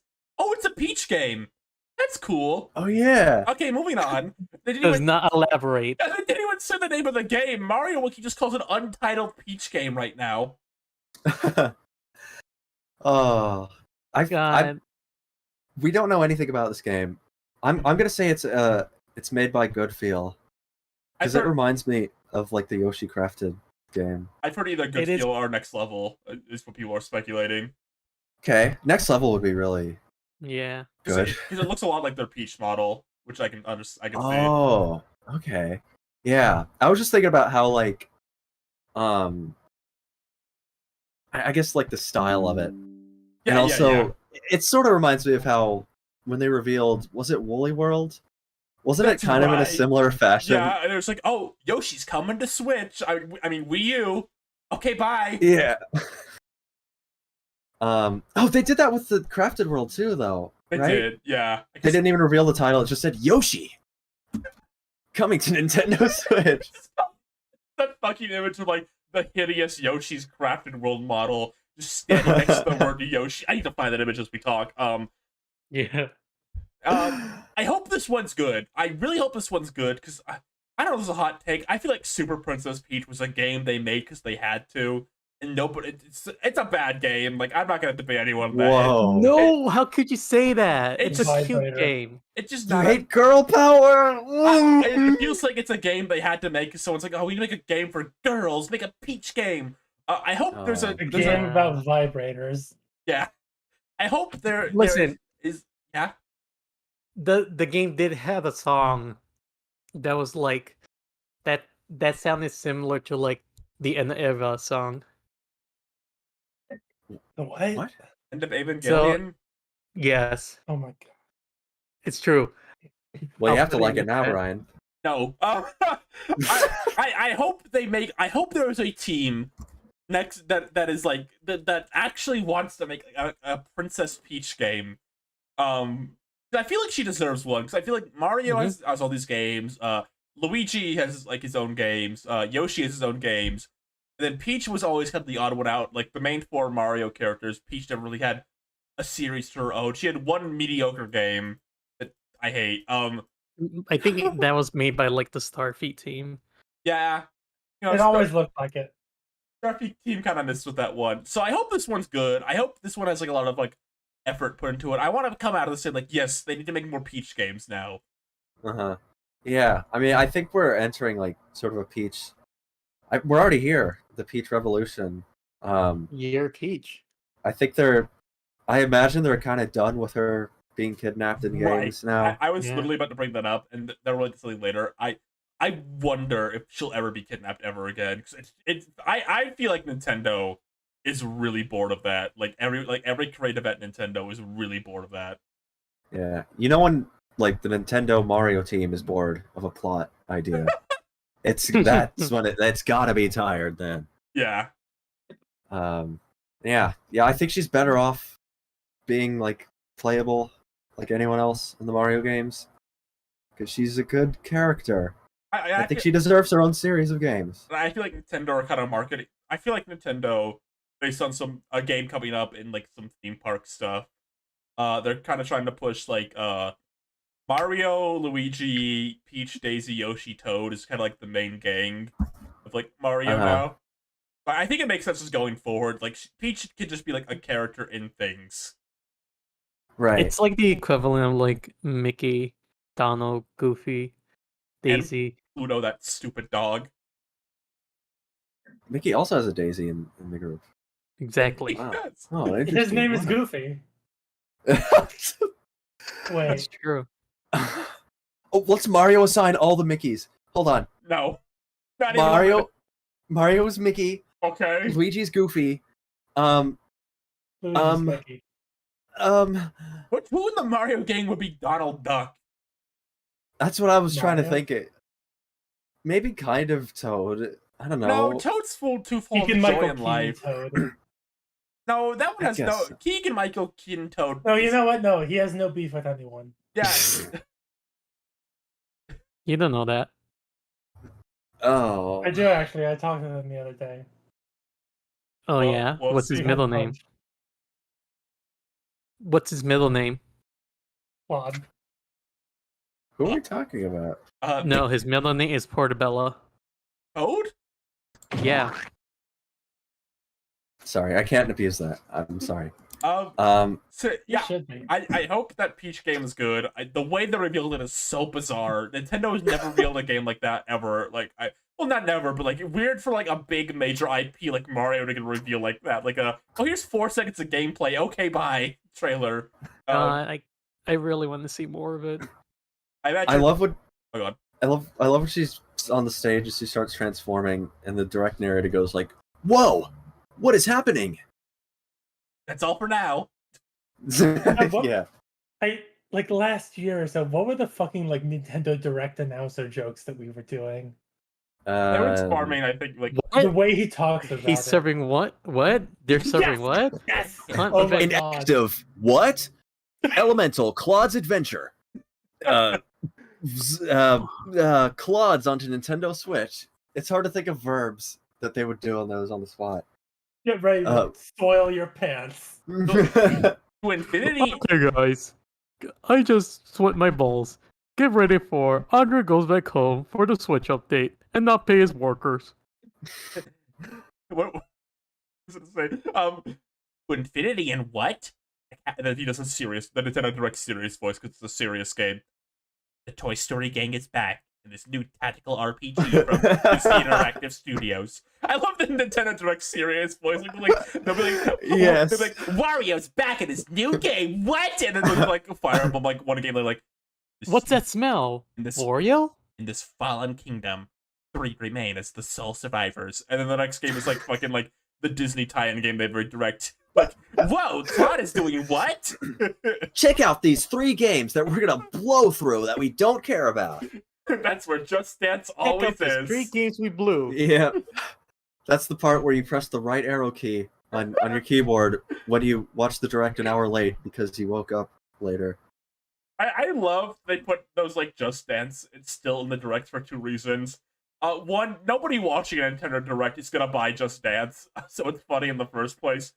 Second, people who stream the directs hate it because they always have to make sure to mute before Just Dance comes Oh on. yeah. Oh my god. But the Just Dance money, I mean, who makes that? Ubisoft? Yeah. They must Yeah. I bet they pay a lot of money to get those games on the directs. I think Year Just after Dance is like the one thing keeping that company alive right now, probably. So Yeah. Aren't they like they're in a ton of debt, yeah. yeah. So yeah. Right after the Princess Peach game, they showed what was kind of a weird reveal, honestly. Luigi's Mansion Dark Moon is coming to Switch. Yeah. Which is cool. I mean, I probably won't get Yeah. it because I just don't feel a real need to like replay that one specifically. But it's in line with like something I'm hoping Nintendo does more based on something they did last direct and this direct, which is just kind of like if a series is on Switch, just get the rest of the series on the Switch. Like I hope they just HD port the first Luigi's Mansion 2 at some point. Like just get like all Yeah. 3 games on Switch. HD port the 3DS port. Yeah. Because they Yeah. just made that. Yeah. Like I feel like we're gonna have all the Metroid Primes on Switch at some point. I don't think 2 or 3 will get a remake on the level of like the first one, but I think they'll port them in the same way they did Pikmin, as we'll get to later. And I kind of hope they just keep doing that. Yeah. Just kind of keep getting these kind of 3DS, Wii, GameCube games on the Switch. It's like you don't need to do anything fancy. Just put Luigi's Mansion on Switch for like $20, $30. It's fine. Yeah. It's fine. Don't say that. You're gonna give them a heart attack. You just say a Nintendo game costs like $20. Oh. Or the one that's $30 that's coming out that they didn't mention. Oh, Hell, who wants to talk about Batman Arkham Trilogy? I like Arkham City. I played that on the Wii U. That's right. Who's on the Wii U? That It was one of one their of big. the few- He had the bat like wrist pad, right? Yeah. Yeah. And it came with all the DLC and everything. What happened next that we care about? I just want to chime in. Recently, my fucking girlfriend was watching the video on like fucking Wii U and the whole thing, and part of it was like Scott they the put- Waz's. I don't know. She watches a lot of white guy YouTubers, but like, it was you can't tell just the I was in the vicinity, and part of it was like they tried to put Batman Arkham on Wii U, and this felt exactly like that. I don't really know what they're doing. Yeah, a lot of those, like, I think, like, when the Switch first came out, it getting those, like, big, like, impressive ports was always kind of neat. Like, oh, whoa, Doom, that's crazy. But when it happens now, it's like, I want to play this on my Switch. Right. Because, like, it's like seeing it like a 90-year-old man try and enter the Olympics. I on my Switch, I play Nintendo games and indie games, and I don't go any higher than that. I'm not gonna play like Batman on this. Like, Asylum and City will play fine, but Arkham Knight, the fuck? You're gonna get that running? Is that the one that just came out? It's like the most recent Arkham Yeah. series, and that's like a big game, like even bigger than like what they were going for with like what's that game? Like City. They're not even going to be ported in like that one prequel game. Weird because those things kind of sell pretty well. I imagine because the Switch is the best-selling console right now. A lot of like kind of casual crowd audience, people who don't really think about like the specs, quote unquote, like we do. Are like, hey, I'll play Batman on my Switch. Yeah, it's probably fine enough for those people. Yeah. All right. Time to set my autism to fucking max. Let's talk about Pikmin 4. Let's go. Customizable characters. The game that I thought I would get to play today, but they didn't actually have a demo. I was at the fucking Nintendo Mall thing because it happens to be here. I have to restrain myself on this a bit too, because not only was there this whole thing, the Japanese website revealed a bunch of shit, and I could talk about all the stupid, minor details and stuff they changed about enemies. Like, the bread bug is back? Hello? The bread bug? I was so annoying. Watching Those things are so funny. I think I was really annoying watching this in call with my friends. It's like, I don't mind until I bred her bug. Watching like, oh my god, that sucked. Whenever like random Pikmin enemy from like 2 or 1 appear on the screen, I'd clap. I thought that was really cute there. Thank you. Get some enemies on the screen. They put Fuzzy Muda on screen. That was crazy to me. Right, that's the rock one, right? Yeah, it's like the rock enemy that would smash Pikmin in. It's fuzzy now, which is crazy. That's so fucked up. I'm glad this is happening for one. I Pikmin Forge, was always Pikmin like that. For Nintendo Switch. Pikmin for Nintendo Switch, as Amanda wrote in the Bible. Amanda, were you on the episode when they like revealed it? Were we doing the show then? That would have been really funny if you were. When was it revealed? It was the September Direct last year, I'm pretty sure it was revealed. Because I feel like we talked about like Pikmin 4 Nintendo Switch, and you were here. I'm pulling something up. I think it'll come up from this search. Hold on. Oh my god.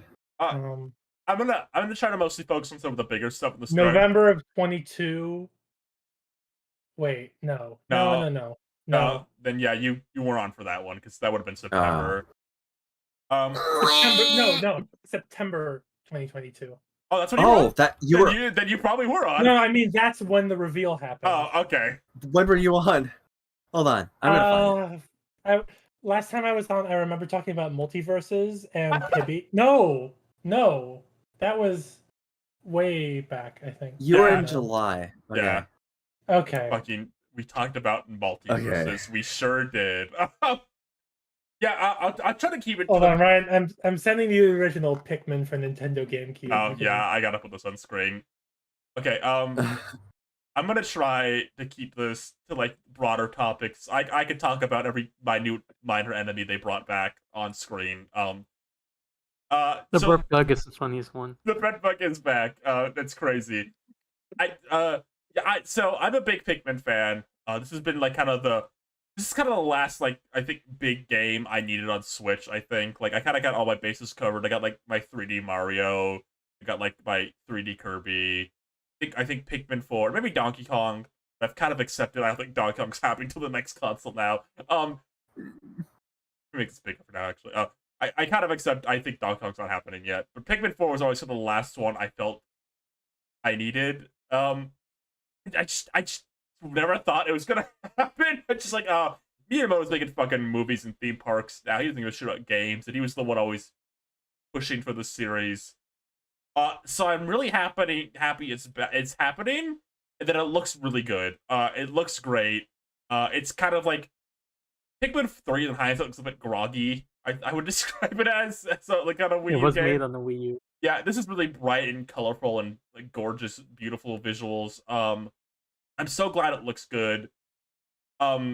It's doing one of the things I've always wanted Pikmin to do, like on the back of my mind, is go into like a house. It's like that's something I feel like it always made sense for the series to do. And I think it's so cool that like you're gonna go into like a big house now. Didn't they make like official art where it was playing on that sort of idea? Because that's a very enticing like play on how they're tiny, you know. And like bugs it's in a also house. apocalyptic. Yeah, yeah. It's, one of the things the Japanese website describes like the abandoned house as like being a castle to like the characters in this game. Like they view it as like an ancient castle or something. That's pretty cute. Yeah, which I think is super cute. Caves are back. I was wondering how caves were gonna work because they showed caves were back from Pikmin 2, but Can they you didn't. drop into the toilet cave? I hope so. Me too. Oh my god! Imagine you go into the toilet cave and the fucking water where you I was fit gonna back. say that's. Oh my god! Except it's yellow. Oh no! Yeah, you will like that. The Water fucking guy. the fucking water guy temple cave is gonna be in the Water toilet. guy? It looks like caves are gonna be like Pikmin 2, where like they're like just really weird and difficult, but I think they'll be a bit more puzzly this time. It sounds like too, which is cool. It's kind of a mix of like overworld stuff and the original one, and they have all those like kind of weird like locations from Pikmin 2, like like a sewer drain sometimes in the caves. And one of the weird ones they show is like in the caves, like you go into like an aquarium at some point, like, in a cave, you face a big wollywog, and I love that kind of stuff, like just weird world building kind of stuff. The other kind of weird fun thing they showed this direct is Olimar might be a zombie in this game. That's good. Olimar seems to have turned into a Pikmin, which is something that could have happened in like the bad end of Pikmin 1. Oh really? Yeah, if you didn't get all the ship parts of Pikmin 1, Olimar would crash land, and the Pikmin would put him in the onion, and he would turn into a Pikmin. Oh my god. So there's speculation. I actually did know this for years. There's speculation this might be playing on the idea. I think it won't be exactly the same. I'd be shocked if they left Olimar in this state by the end of the game. I imagine you'll fix him somehow. They'll fix him or Bring make the it other worse. Olimar from the multiverse. Someone will do a big punch. The static shocks from all the multiverse will drag Olimar back in. And Black Adam rearranges the hierarchy of power. Of the Pikmin universe. I guess the last kind of major thing they showed for this direct for Pikmin 4 specifically, so I don't go on forever and ever about it, is glow Pikmin are the last kind of new Pikmin in this game. They are very cute. They are. I'm finally getting a green Pikmin. Yeah, that's been one of the, for years, people are like, oh, what's the green Pikmin? So it's cool. They're finally doing green. And they're like night exclusive. Yeah, you know, I wasn't sure about having a green Pikmin at first, but seeing it in action, all right, I gotta say, I'm pretty hyped. Yeah, you know, I started the demo yesterday when Nintendo invited me to their PAX event. It was really cool getting to try out the green Pikmin. I gotta ask, are they gonna bring back the Bulbmin? They're being very quiet on Bullman, so we'll see. I think they'll be in caves, maybe. Those things are like so fucked up. Because like they're like little Bulbmins with parasitic Pikmin inside. That's fun. Yeah, see, real quick. I heard you were doing a John Carter voice. You just want to do it real quick? I don't know. Give me something to. Alright, let's just have a Pikmin. Do it, you know? You know, I'm really liking the new green look on the Pikmin. I have to say, it's pretty hype. I can't just say that for everything. One more interesting thing about Pikmin 4, you'll only be able to have 3 types of Pikmin out at a time. Which is compared to the previous game where you could have all of the types out. And I imagine this was done for a few reasons. One, there's gonna be 9 Pikmin types in this game compared to like 5 previously. So I imagine they had to somehow limit the amount you had at once to like make things a bit more manageable. And I imagine the game will be designed around that. I've seen some worries, but I don't think they would do this if they didn't have the game designed around it. The other reason I speculate is in previous games, there was a few Pikmin who were kind of overpowered. Purples are the big ones, but I think you could even say Rocks and Wings in 3, and then Red Pikmin 1. So you would highly favor one type of Pikmin. So I think limiting it down to 3 kind of makes you choose a bit more. Like, okay, you could take the power and stun a purple, but like you might be sacrificing a more general use Pikmin, and then it seems like Oochi acts as kind of like he can kind of do some things the other Pikmin can do, but like not as good, so he'll act as a replacement of sorts, which is cool. Yeah, it's gonna be a Donkey Kong 64 situation. I think it'll be better than Donkey Kong 64. Oh, of course. Well, yeah. Well, definitely she means that endearingly. Okay, so yes, of course. I still say Kong endearingly when it comes to DK64 because that game is really for people who have nothing else to do. That's a great compliment. Yeah. Listen, that has so much stuff. If you're really going for like everything, it's like that's really is just up to you. If If you're you a just play low the life game with normal. no purpose, The unemployment have I got the game for flag you? is the box art of Donkey Kong 64. The unemployment flag? Pride. The unemployment pride flag. Have you not seen Happy that? Pride, everyone. Because I saw people making jokes about it with One Piece. Oh, really? That's funny. Yeah, I that is saw a one good with joke. Persona. Yes. Yep. There'll be a demo of Pikmin 4 on the 28th. You know my stupid ass will be playing that. And then the last two Pikmin announcements, which are really cool, and I think could possibly imply some future things Nintendo might be doing alongside Metroid and Luigi's Mansion Dark Moon, is out of nowhere, they just shadow dropped the first two Pikmin games in HD on Switch. Which is so weird, because that's something like I think a lot of Pikmin fans said Nintendo should have done when 3 Deluxe was coming out. Like, hey, before 3 Deluxe comes out, try out these first two games. And I think it's been a thing people have talked about for a long time, is like, when like a sequel to a game's coming out on Switch, it's like, they put like the old one on for like just $20-$30 to get people to try it out a bit. So it's crazy they just did that, and they shadow dropped it like Metroid Prime. So I'm wondering, like, going forward, like, if like that'll be a more common thing, like, hey, a new entry in the series is coming out, here's kind of an updated, slightly, in any sort of way, version of that game, like, past version, we're shadow dropping it right now. I don't know, when Kid Icarus comes out, Uprising on Switch comes out, they'll drop Kid Icarus Game Boy HD. I don't know. yeah. And I think Pikmin 1 and 2 are really good choices for that in particular. Because those are games where if you don't know what you're doing, it's really easy to mess up and make a really funny clip to post on Twitter. You saw that thread too. Yeah, I've seen so many clips of like people like, wait, they don't swim, or like learning like how much a Wallywall can kill, or what Empress Bullblacks can do. Oh my god, and he didn't know like the only one Pikmin can use a bomb, and one drops one, it starts self-destructing and kills all the... Yeah, I saw a clip where someone killed 98 of their own Pikmin with a bomb rock, which is great. It's those are great games like have on the console, like that's really easy to post clips from. And that's so super fucking easy free advertisement to get people interested. Oh my god. Shocked it took this long. What's also funny is like there was that one Olimar that was just floating away for some reason. It's like, okay, and that other Pikmin too. Yeah, that's about it for Pikmin. There was so much revealed on the Japanese site. I won't talk about it all here, but if you're a Pikmin fan, check out the Japanese site. There's a ton of stuff. They detail a few more things about like enemies, like the little guys from like Pikmin 3. They would like throw crystals. They can throw bomb rocks now, which is cool. Purple Pikmin can stun again. I think they're not as bad as Pikmin 3 this time. Orange Bulborb was back and hyped. But yeah, I'm super excited for Pikmin 4. Awesome! Awesome! I love it! The next game I want to talk about, this is kind of maybe not as a big one to some people, but I think it was really cool. The Sonic Mania team showed their next game, which is a 3D platformer called Penny's Big Breakaway. And I think that's them? Yeah, that's the Sonic Mania team, and that's really cool. That was a big win for me. I think this direct is. I think that looks great. Yeah, honestly. Yep. It's really cute. It kind of reminds the character reminds me of like the Mischief Maker girl. Yeah, she's got like those like weird like big hands, like body parts. Kind of sweet. And she has a yo-yo. I saw someone say it looks like it has the color palette of like a Sega Saturn game, but in 3D.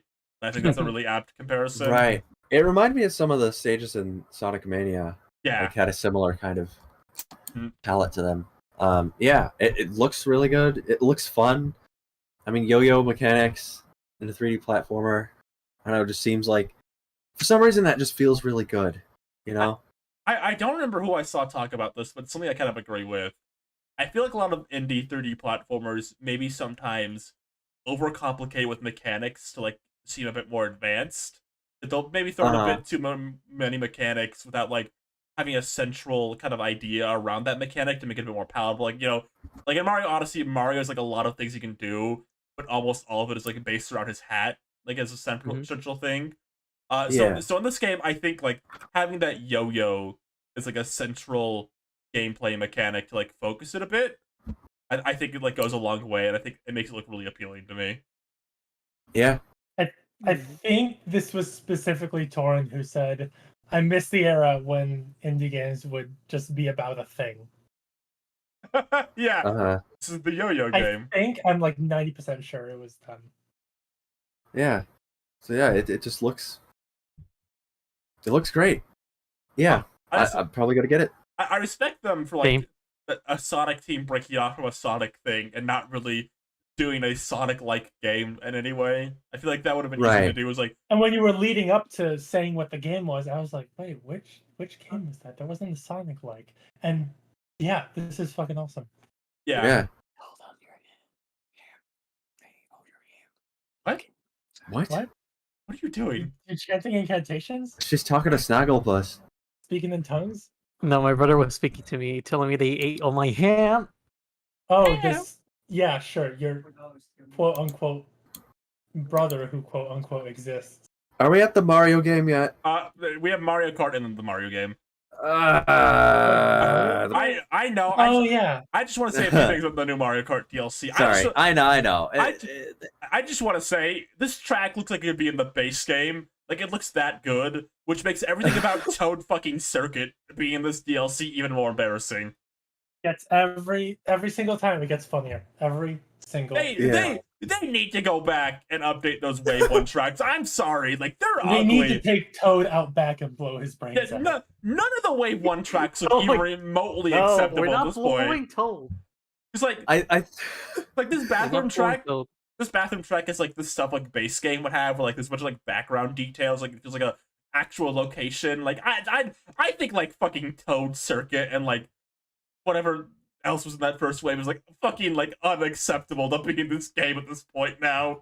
I think the metaphor I'm gonna use for the booster course pass, it feels like the team working on this, like Nintendo woke them up in the morning and told them like, hey, I told you to take out the trash, and they're like, what?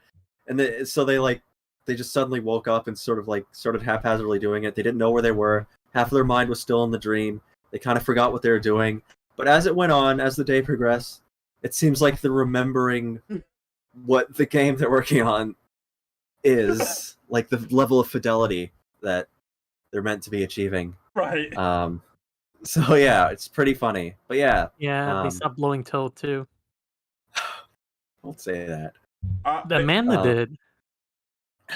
I said blowing his brains out. Okay? Yeah. We're not pleasuring him. We're murdering him. We're not gonna murder Toad, okay? And we're not gonna pleasure him either. He's a protected species. Well, murder isn't pleasurable. In this sector. In this sector of the seas. They announced 3 characters for this wave of DLC 2, and they're really quirky picks, which I like. It's PD Piranha, Wiggler, and Chemic. PD Piranha was one I think a lot of people expected, because there's literally a PD Piranha.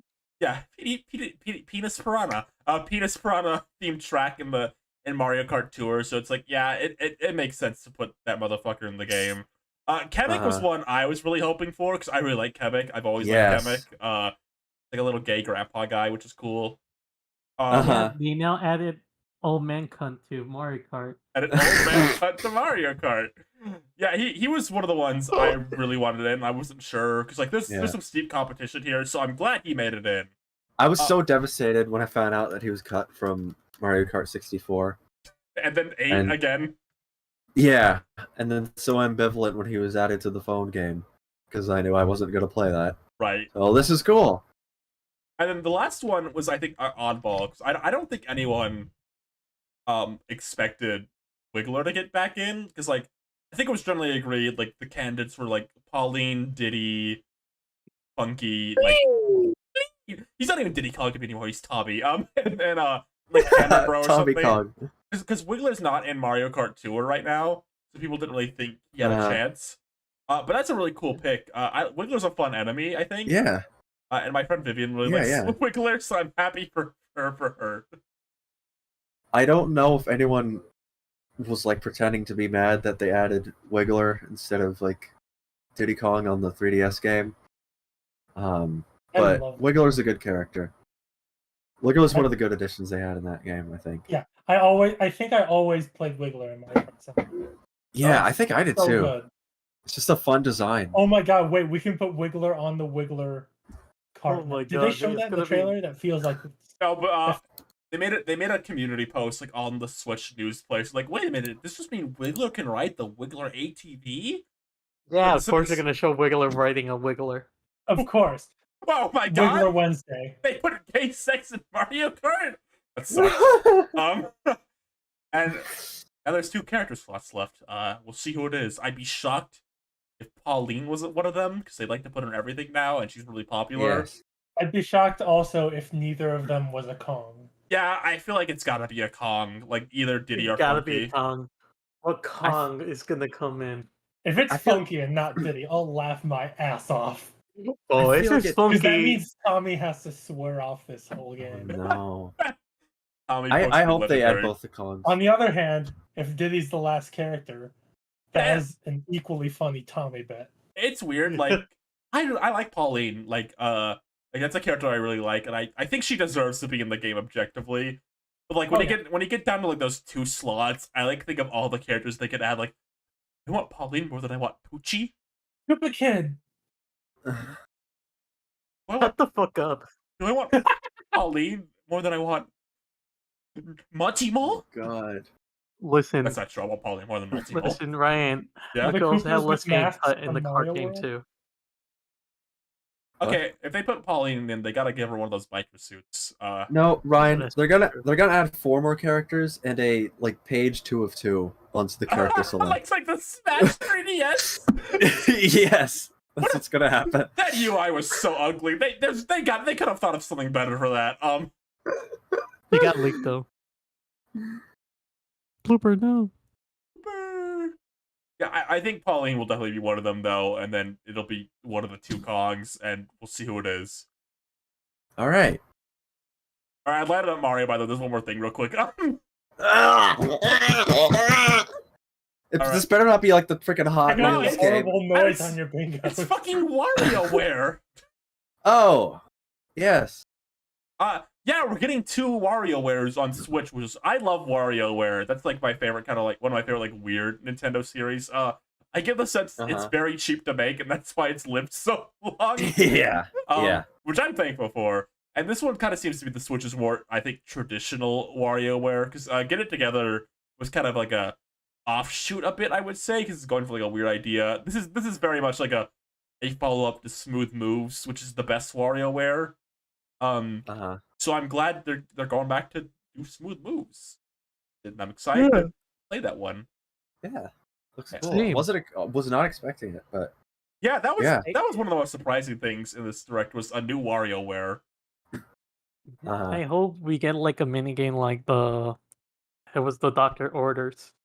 Oh, from one of GameCube. Yeah, where like you had to like do something as you play the micro game. Your friends judge you. Yeah, it was so fun. WarioWare Mega Micro games on GameCube is no joke. Maybe one of the best multiplayer games ever. I've played it with like friends in public a few times. Same. There are a few multiplayer games I've like not like had a better time with than that one. That's a great one if you're like in public with people. Yeah. But yeah, I love WarioWare. I'm excited for more WarioWare. I'm glad they added like a sexy poster Wario on the cover. I need to post the box art for this game as we get into the final thing. It's so funny. So the last thing they showed in the direct, we got one final thing. Please take a look. It wasn't Lego Eggman, sadly. It was free Legoland tickets. Legoland. Nice. Be included. But what do they? What do they show? What is the last thing they show? They showed a new 2D Mario game, Super Mario Wonder. It's the first 2D Mario game to have art style after 3 presidential administrations. It's the first 2D Mario game since the 90s that feels like it was actually made by Nintendo. Yeah, I won't be too mean to the new Super Mario Brothers series. I know its fans. I'm not one of them. I like the DS one, none of the other ones really. But that's neither here nor there. Let's just talk about Super Mario Wonder first. Okay, hold on. I want to shout out J to the P Moreno in chat. Fucking good, really good elephant in the room joke. Thank you so much for that. Everyone else has made so that glad someone thought of it because I didn't. You didn't think of that? Like you would. No, I didn't. I feel like that's gotta be in every like analysis video of this game. I mean, Now, yeah. time to address the elephant in the room. Yeah. I can't believe this game like looks the way it does. First of all, it feels like Nintendo, and I don't know. Maybe this is mean to say. I feel like they were for so long intentionally making the new Super Mario Brothers games boring. Mm-hmm. Like they were purposely being like, okay, it's gonna be the same 8 worlds every time. So I have like 3 new enemies per game to be a bit quirky. Very bare minimum theming. Just be as boring as possible. It almost felt like they didn't want to have anyone who had a different console to be at like a disadvantage at all. Like it all had to be equal playing fields. So it was basically ports of the same idea. Yeah. Just with like some slight variations. And I mean those games have good like level design and stuff. Like they're fun. But they are definitely missing an identity that I think a lot of Mario games like if you look at 3D Mario, like I think those games are pretty good at having a sense of, identity. Yeah, like and creativeness. Like 3D Land, like 3D World, for example, is a bit on the more generic side for Mario, but still got a lot of like ideas, like theming. Like there's no like circus levels like in 2D Mario. I feel like maybe I'm a bit harder on the new series because like I feel like the game having such boring themings and then just having good level design was just never enough for me. Like I could just play Donkey Kong and get amazing theming and great level designs. I could play Kirby and get great level designs and great theming. I can play so many. The competition for 2D platformers, especially as like indies have risen up, has been so steep. I just can't say what 2D Mario was doing for so long was remotely impressive. Like I don't even like Wii that much, and that's like the big nostalgia one. I don't even like that one. Now you're going crazy. Yeah, you're going off script. I know it's boring. So it's great. But let's talk about the good one though. What happened today? I don't know. I'm a big Mario fan. You might not know that. Oh yes. Right. Really? And I think an important part of Mario for me has always been that weirdness and like surrealism. Like it can go anywhere and do anything. So I'm so glad they're doing that in a 2D game. Like just take the fucking handcuffs off, do something crazy, go somewhere weird. There's more weird new enemies than returning ones in this game so far. Like there's been like Goombas and Koopas, like Cheeps. And like there's all these like hippo guys, like these like spiked snails. There's like this weird new bullet. There's like the Koopa like pushes the pipe around. It's gonna be like and like the fruity roller Koopas. Yeah, there's like this Koopas like that roll on roller skates. There's like gonna be like layering type stuff, like background layer levels. The characters were like kind of like we were talking about this earlier with Sonic. This is crazy to me. The characters in this game are like all at a 3/4 angle, so like you always see their faces, and that allows for like such. I can't believe now in hindsight Nintendo let like when they were making Mario Odyssey made such specific technology to make sure like Mario's hand when he jumped was always away from the camera, but they let that limp ass jump from New Super Mario Brothers live for like a decade. Yeah, this is what I was talking about with like they don't feel like they were made by Nintendo because like the thing that I think we all subconsciously associate with Nintendo is like a hell of a lot of polish and like care to that kind of stuff. And it really does feel like they did the same sort of thing they did handing off Metroid to Mercury Steam, except Mercury Steam is very capable.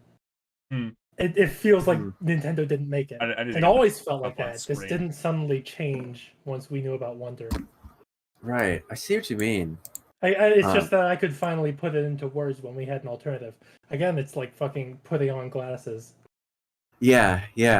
I honestly love it. It looks. I know a lot of people were. I feel like a big hope people had was like sort of like something in the style of the 2D illustrations to get a game like that. This isn't exactly that, but I mean it's pretty clear that they took a lot of inspiration. I put it on screen that you could tell really much like in the way Mario jumps to the skate. That looks like exactly like how the 2D Mario artists would like draw Mario jumping like almost verbatim. It also looks like the American box art for Super Mario Bros. 2. Yeah. Where it looked like he had like a penis. What? Okay. Yeah, where you had a penis. This comparison is so funny though. Like No, you don't right? realize like how kind of not good the other one looks until you see the new one.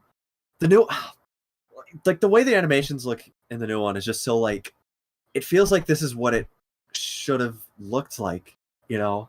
Like why hasn't it looked like this before? It feels like the entire New Super Mario Brothers series was like early access alpha for this game. Right, yeah. And that's sort of interesting because it's not like it's still recognizably like 2D Mario. Like there's still like similar design elements in terms of the aesthetics, but it's just so elevated to a point where it just feels like a fully realized version of those games. I'm glad. Like I'm glad 2D Mario doesn't have to be boring anymore.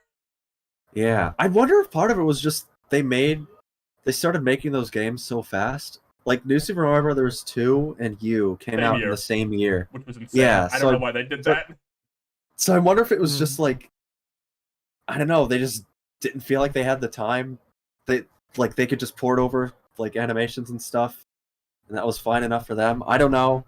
This one has been a long time coming though, so you can tell that they put their all into making it look as good as it could. Another thing crazy about this game is the character selection. I need to take a trick. Get in my time machine real quick, everyone. Everyone, can you pile into my time machine real quick? Okay, everyone. No. Ladies first. Okay. All right, here we go. It's my good news, everyone. I built the backwards time machine. That's Farms will say that. All right, here we go. Oh, here we are, the year 2008, or whenever New Super Mario Bros. Wii came out. Email was like, we had to have two Toads. We couldn't think of any other characters. Peach's dress would be too hard to animate. That is a comment that I think has gotten funnier and funnier every fucking year. It's like, is that really what they said? They said at the time, yeah, they didn't do Peach because her dress would have been too hard to animate. And they couldn't and they said they couldn't do Wario because he would have farted or something like that. That was their official reason. And then even just a few years ago, they made Toadette the fourth one instead, which why wasn't that just the case from the start? Like, why was Toadette the fourth Toad from the start? And now here we are in 2023, where Peach, Daisy, and Yoshi are all playable. Yeah. Yeah, I wonder, I wonder how Yoshi works exactly. Like, honestly, how all the characters, is it going to be only the other players can play? That's how it was in the new Super Mario Brothers games, but no, it seems like player one can be whoever they want. There's footage of Luigi, Toad, and Daisy by themselves. That's right. So that's already a huge advantage. They were so weird about that for so long. Like in New Super Mario Bros. Wii, you had to be Mario and you couldn't be the other three characters unless you were the other players. And then it was the same in you. You would think they did that for a specific I don't know, character-based reason, but those games are so every single character's idle animation is them standing and then they look at the camera blankly. So there's really no justification for that. They all play the same.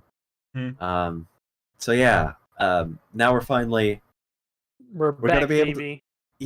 we're back. I mean this in the sincerest way possible. The Soul era. The Soul era. And I'm actually not kidding. It really feels amazing. Yeah, Daisy's the big crazy one because this is something that people talk about all the time. It feels like Nintendo has certain characters like, no, you can only be in the sports games. Yeah. And they're very weird and pedantic about that sometimes. And Daisy was always a weird one. Like, why don't you just put her in a game? Like, you have Peach and Rosalina there. What's stopping you from Daisy? Yeah. So I'm really glad they're like, what the fuck are we doing?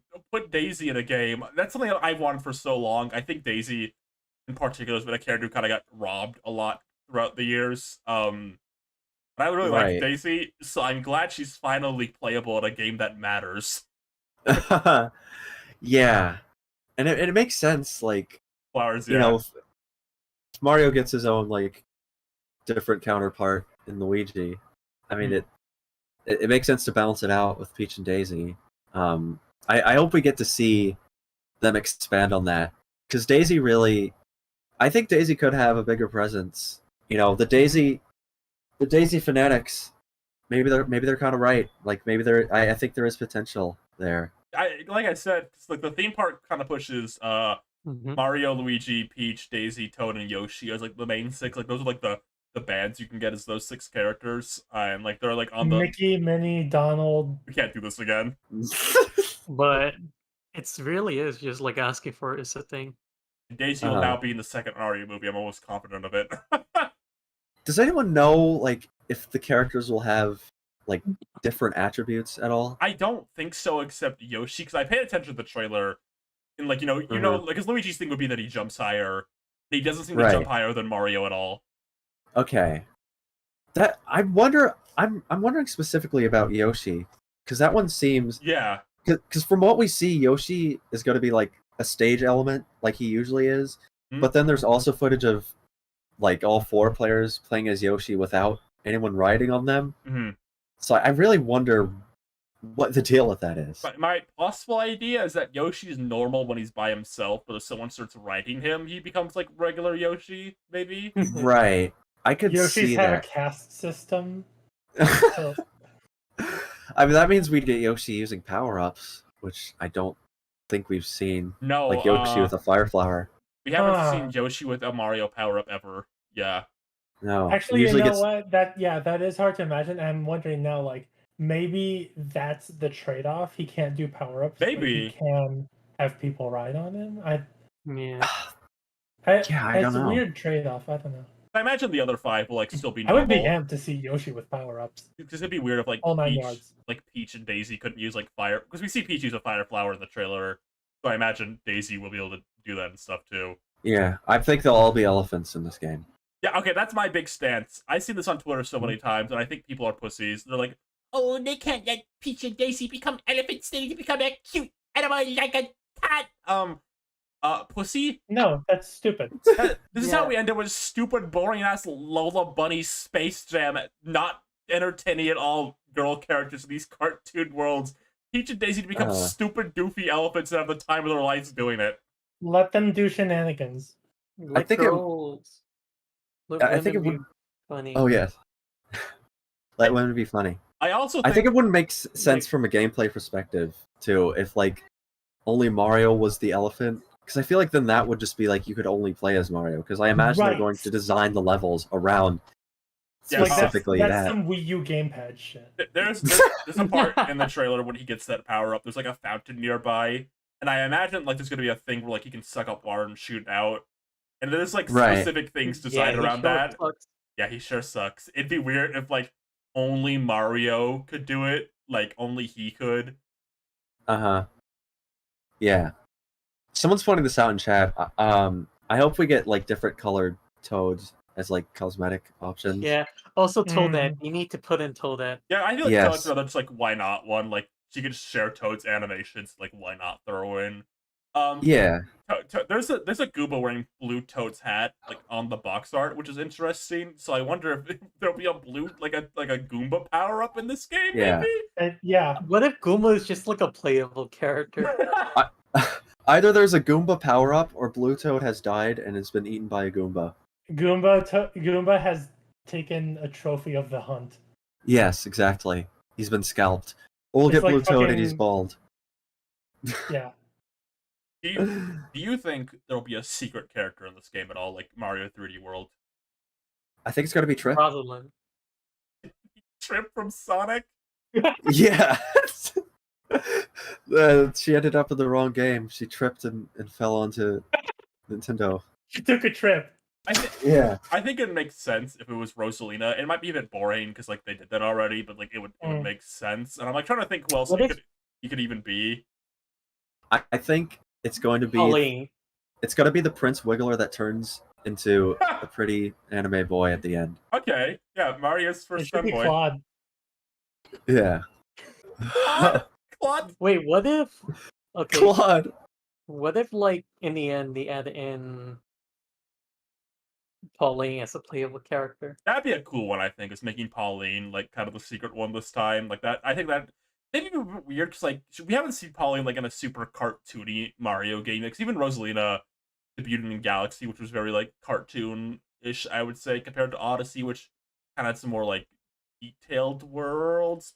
It'd be cool. Like that'd be cool to like make Pauline fit in a bit more, like make her the secret character in this one. Yeah. I've seen Donkey Kong thrown around too, which would make sense with the movie. But I kind of think they want to keep like 2D Mario and 2D Donkey Kong in particular very separate. That I think would also be like a hitbox problem. Yeah. Yeah. How do you fit him into the size of everyone else? Like that's like an actual Ridley problem. Which is why they should add Diddy instead. Then again, they might like go with the Mario Party solution. What, Rosa? The Mario Party solution. What is that? They were able to get Donkey Kong back into Mario Party, so they used whatever solution they had there. Oh, I think in 3D it's a bit easier to shrink Donkey Kong without it being a problem. I think you're usually more pulled away from. And like Mario Party, they kind of like can mess with the hitbox a bit more. Yeah. Like a list of characters right now. Like I feel like Pauline or Rosalina would probably be the secret character. Yeah. Or maybe there's no secret character. Or maybe there's not. Well, there was like not Wario and Waluigi. Yeah, I bet I think if Wario and Waluigi were in the game, they just say it. Yeah, honestly, I feel like it's just Waluigi as a secret character. That'd be fucked up.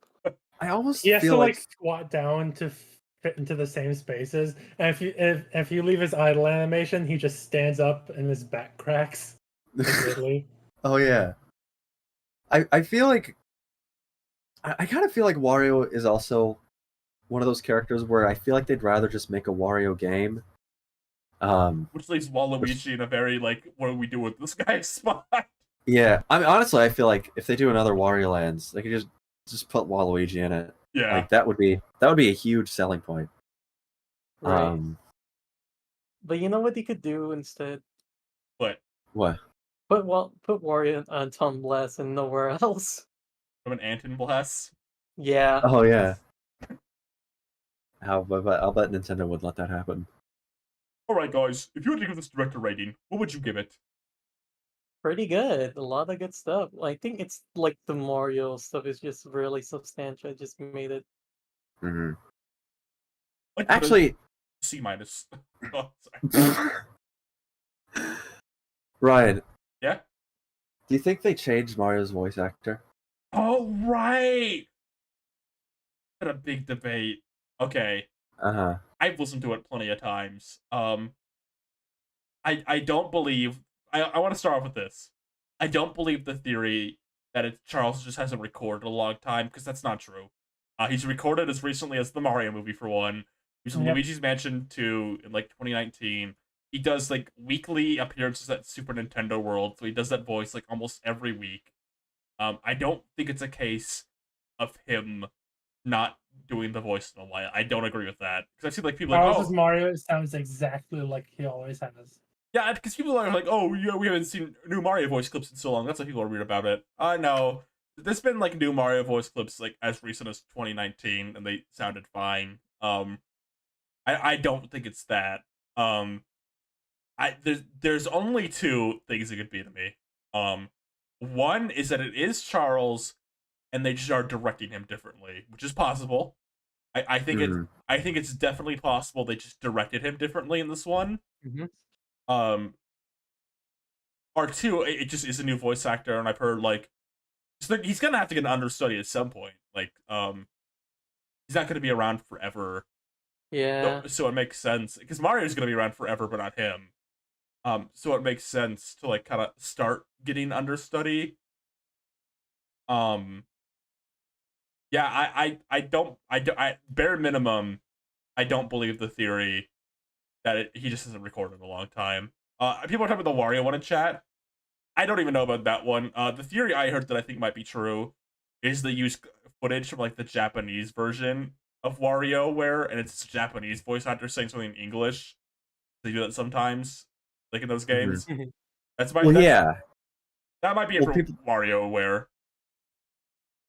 Well, people are saying with WarioWare that it could be like the direct narrator. Yeah, I think I need to see more of that game before I decide on anything. It could be either his Japanese voice actor or the direct narrator. Yeah. Yeah. I mean, I feel like there is precedent though. I think people are forgetting that, like, in the WarioWare games, like, him having a different voice in Japanese is something that can happen. Like, it's not necessarily just that it's just the direct guy. But you know, personally, I think, you know, when you're a voice actor, you get older. You know, I'm also to talk people's voices recently. People's voices, you know, they change a little bit as they get older, and sometimes you turn 67 and you suddenly sound 20 years younger and like a different person. So happened to me once. Yeah, I think that's really what's happening here. And I agree with Niall saying if it's a new person, they're doing a fine job.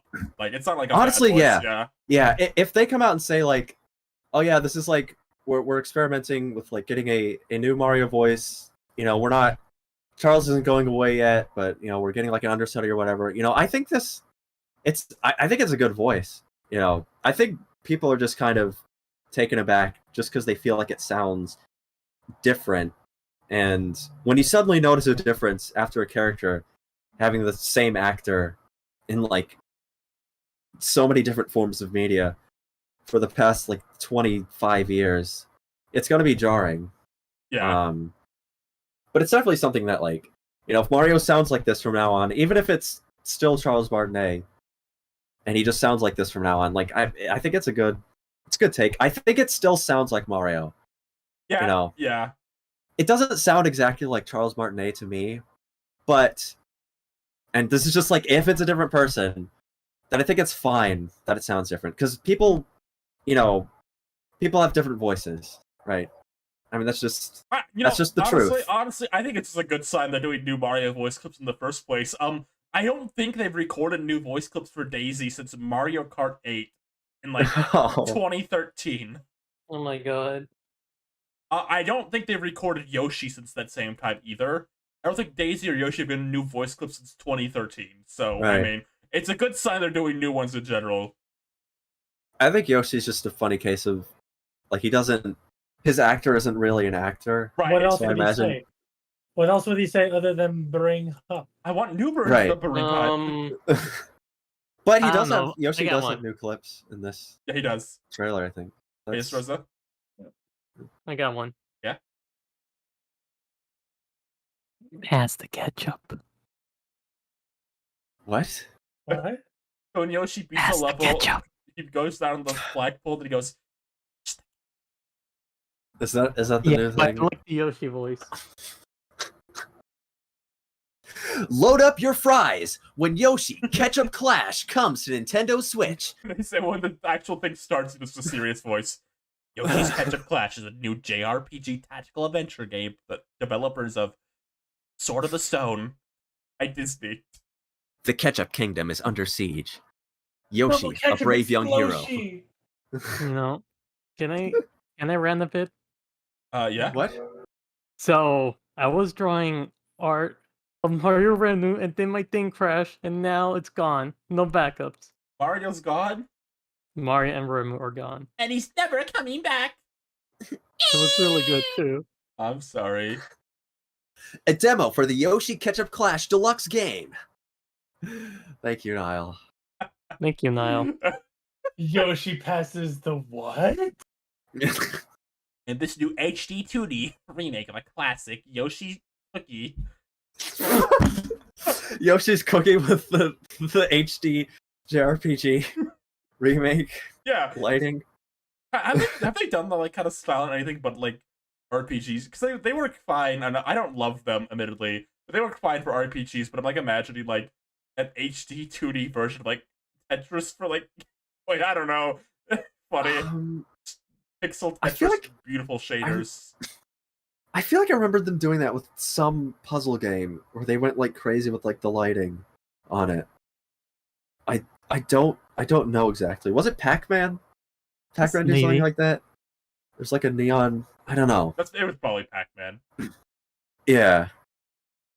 In this tactical Yoshi RPG, select your attacks to defeat the enemies you encounter. I love that directs when they just say the obvious, like in Pikmin, you pluck your Pikmin. It's like, oh, thank God. Swing your racket in this new Mario Tennis game. Yeah, press the A button.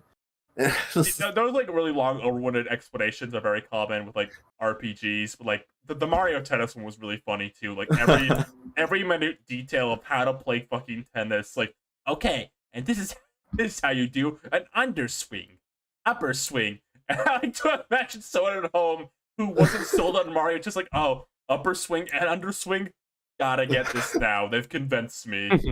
I'm imagining a guy just with his head back, his mouth wide open, his eyes are closed, and the doctor's checking his pulse. He's dead. Tetris effect. That's what it was.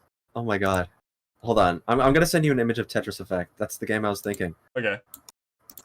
You know, with Mario Golf Super Rush, and that's even funnier because that game has no mechanics.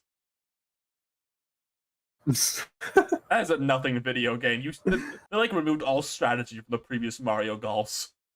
Super Rush. Swing your club.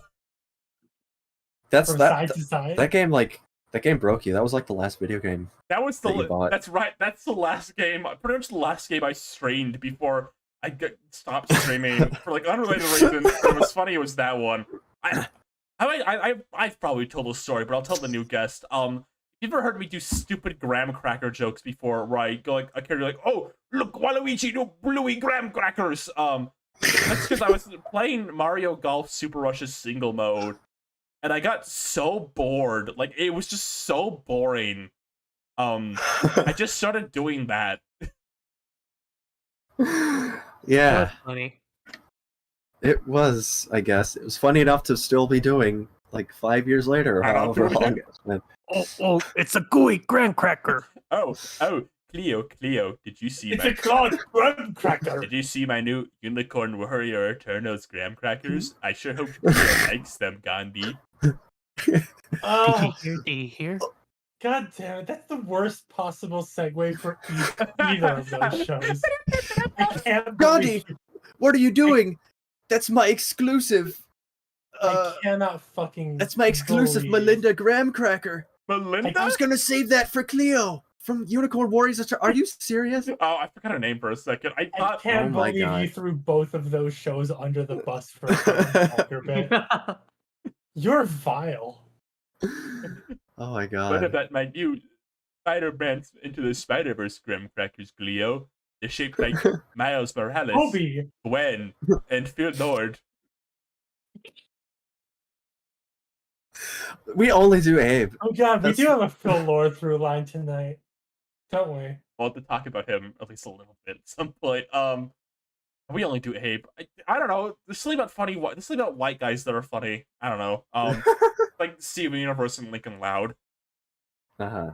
Okay. And Justin Roiland. Wait, Justin Roiland. What's Justin happening right now? I didn't want to follow Joseph Roiland. If you said yes, you're dying. Let's talk about Clone High first, because I think only 2 of us watched that versus 3 of us watching Unicorn Warriors Eternal. I think me and Seep are the only 2 I've seen the new Clone High. Yeah, experience. Yes. I gotta go check Yeah. on something, so I'll be back in a few. But go ahead with Clone High. Okay. All right. So in this new Clone High, And this new You Clone haven't- High. Johnny looked up in the air on a boat for some reason and then died. What is this a joke about? Is it just that bit where Gandhi was just like standing on like JFK's thingy, and for some reason he's just wearing like a blazer. Oh, yes, the dinghy. And Yeah, like I don't understand why he was just doing that, but it stuck with me. in this new Clone High series coming to Nintendo Switch, like play as And Abe and go through all the. It's like Persona. Yeah. Yeah. Eagle Flight fans would know that was referenced in the podcast premiere. So the newest season of Clone High just ended, and we're back. We're back. Yeah, it's interesting. I feel like as the season progressed, I feel like you could kind of see them sort of get it again. Yeah, because I think it definitely didn't start out strong. No, yeah, I think the first episode of that season is just not very good in general. It's like not a good first impression at all.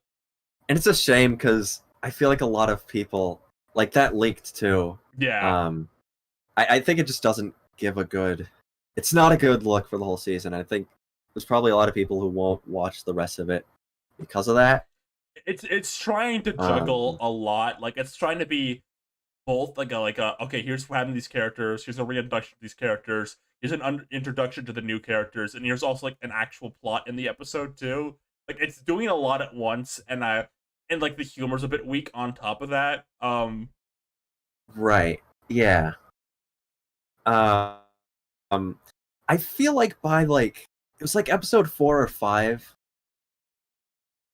When I really started to feel like okay, like yeah, I think that's around when they actually started doing like the hand thing again too. I think that was the big moment where I was like, all right, I'm getting this. But yeah, there was drone humor. There was drone humor. Yeah, and Gandhi's missing. Yeah, Gandhi missing was obviously like I think the big like thing a lot of people got really mad about on Twitter in particular, and I get it because he was like a big part of that original show, but at the same time, I like get it. Yeah, the reason the original show got canceled in the first place was partially because of him, and it was always kind of a plan from the start, like even when the show was in its original run, to like do something about him, like write him off or like have him reveal he's someone else. Yeah. But I get when you're coming back, like you don't want to risk it. Like you just came back to the show, and I'll even say as the season goes on, I didn't even notice he was missing half the time. I would occasionally like, oh, it's Gandhi a bit, but there's a lot of new characters in this. They should replace him with Claude and called it Claude High. Claude High. Yeah, they say they want to bring him back if they get a third, because they've been picked up for 2, and what they've kind of said is like if we get picked up for a third, we'll probably try to bring him back somehow then with a new voice actor because a white guy voiced him originally. Right. Because Cleo also got recast because of that. And I imagine they'll probably reveal he's like a clone of someone else. That process. Yeah. They'll think of something funny. Yeah. I think Topher kind of fills in Gandhi's role a bit as like kind of like the weird little guy. Honestly, really, I think Topher is great. I think he's definitely one of my favorite new ones that they've added. He's funny. He's the one who like finds like you find the joke of him pretty fast. I think like the other ones take a few episodes. Right. Yeah. Yeah. Like Harriet Tubman, like her clone. I don't think we fully like get her character until like the episode where like they plot a musical. Like that's when I like okay, now I get this character a bit more. Right. So and that is a reason why I am glad they got picked up for 2 for now. Because I feel like if they keep going on the trajectory they're at, like I think the next one they do could be pretty solid. Yeah. All around. And I would really like a third new season with Gandhi. Yeah. I don't know if that will happen. It's kind of tumultuous on the streamers like this to really expect. Max said all the like adult, more older audience cartoons are like doing pretty well, but that could be nothing. Sometimes That's true. I mean, yeah. Unfortunately, they can kind of say whatever they want about the numbers. But yeah, I mean, what do you think episode? What episode was the strongest for you? Would you say? I'm looking through the list right now because I liked a few of them. Usually, what I found when watching the show, because they released in set and twos, is I would be okay with one and then really like another one. Like there released one in the set of two I really liked. I liked looking through them right now. I think my favorite one was the one where Joan got silly legs. I liked that one. That was a pretty good one. I think that it was just such a goofy idea. I like the one where Scudworth is like trying to like get Joan and JFK back together, and he says this fucking sacks the whole episode. I thought that one. I thought that one had a lot of really good jokes in it. Yeah. I think just at first, like, there was kind of a worry because the first season was very strict with its format. Like it was very much rooted as like a parody of teen dramas, and so like it would always have that like, oh, tonight on a very special episode, and then they'd say like, oh, next time on Clone High, and it'd show a preview. And this show doesn't have a ton of those. I'd say maybe like half of the episodes have that, and then other times they break the format. That's something maybe I hope they do a bit more in the next season, is kind of that like parody aspect. Right, yeah. I think it starts leaning into it a little more as it goes on, but definitely like the first few episodes, like something was a little weird. I think my least favorite one, maybe aside from the first one, maybe even more than the first one, I don't know. The one with like the pre-midterms where everyone's nervous. Oh, yeah. I didn't really... They had this like big mouth hormone monster kind of character that like represented like everyone's anxiety. Yeah. And I don't know, it felt like a weirdly like, I don't know the word to use, like heavy-handed. Like it felt like played really straight, that they were doing like a metaphor of like teenage anxiety. I think he maybe need to be bit more silly, like how Jack Black was like in that first season, where he kind of like a similar kind of like character in the Shadows role. Right, and it was like an anti-drugs message. And he was like they did like a bit more jokes with him as he was like in that role, I think, is what that was missing. Right, yeah. I think that's one thing I would like for the next... I hope it's a bit sharper next season. I think that's the one... I think by the end, I was getting really into it. I hope next season, though, the comedy is just a bit sharper, is maybe my one hope. So we'll see. The animation took a bit to get used to, too, because it's different. The first season's a lot snappier, and I think I'm always going to, like, kind of prefer that, like, kind of snappier style. But by the end, again, I was used to it by the end. I think. Oh yeah, definitely. By the end, it's definitely working for me. Yeah. The one problem I had early on is they showed Abe from the front a lot. Yes, the first episode does that so much. It was so weird. He does this weird thing where it shows his head from the front, and he like tilts it really weird. And I was like, what are they doing?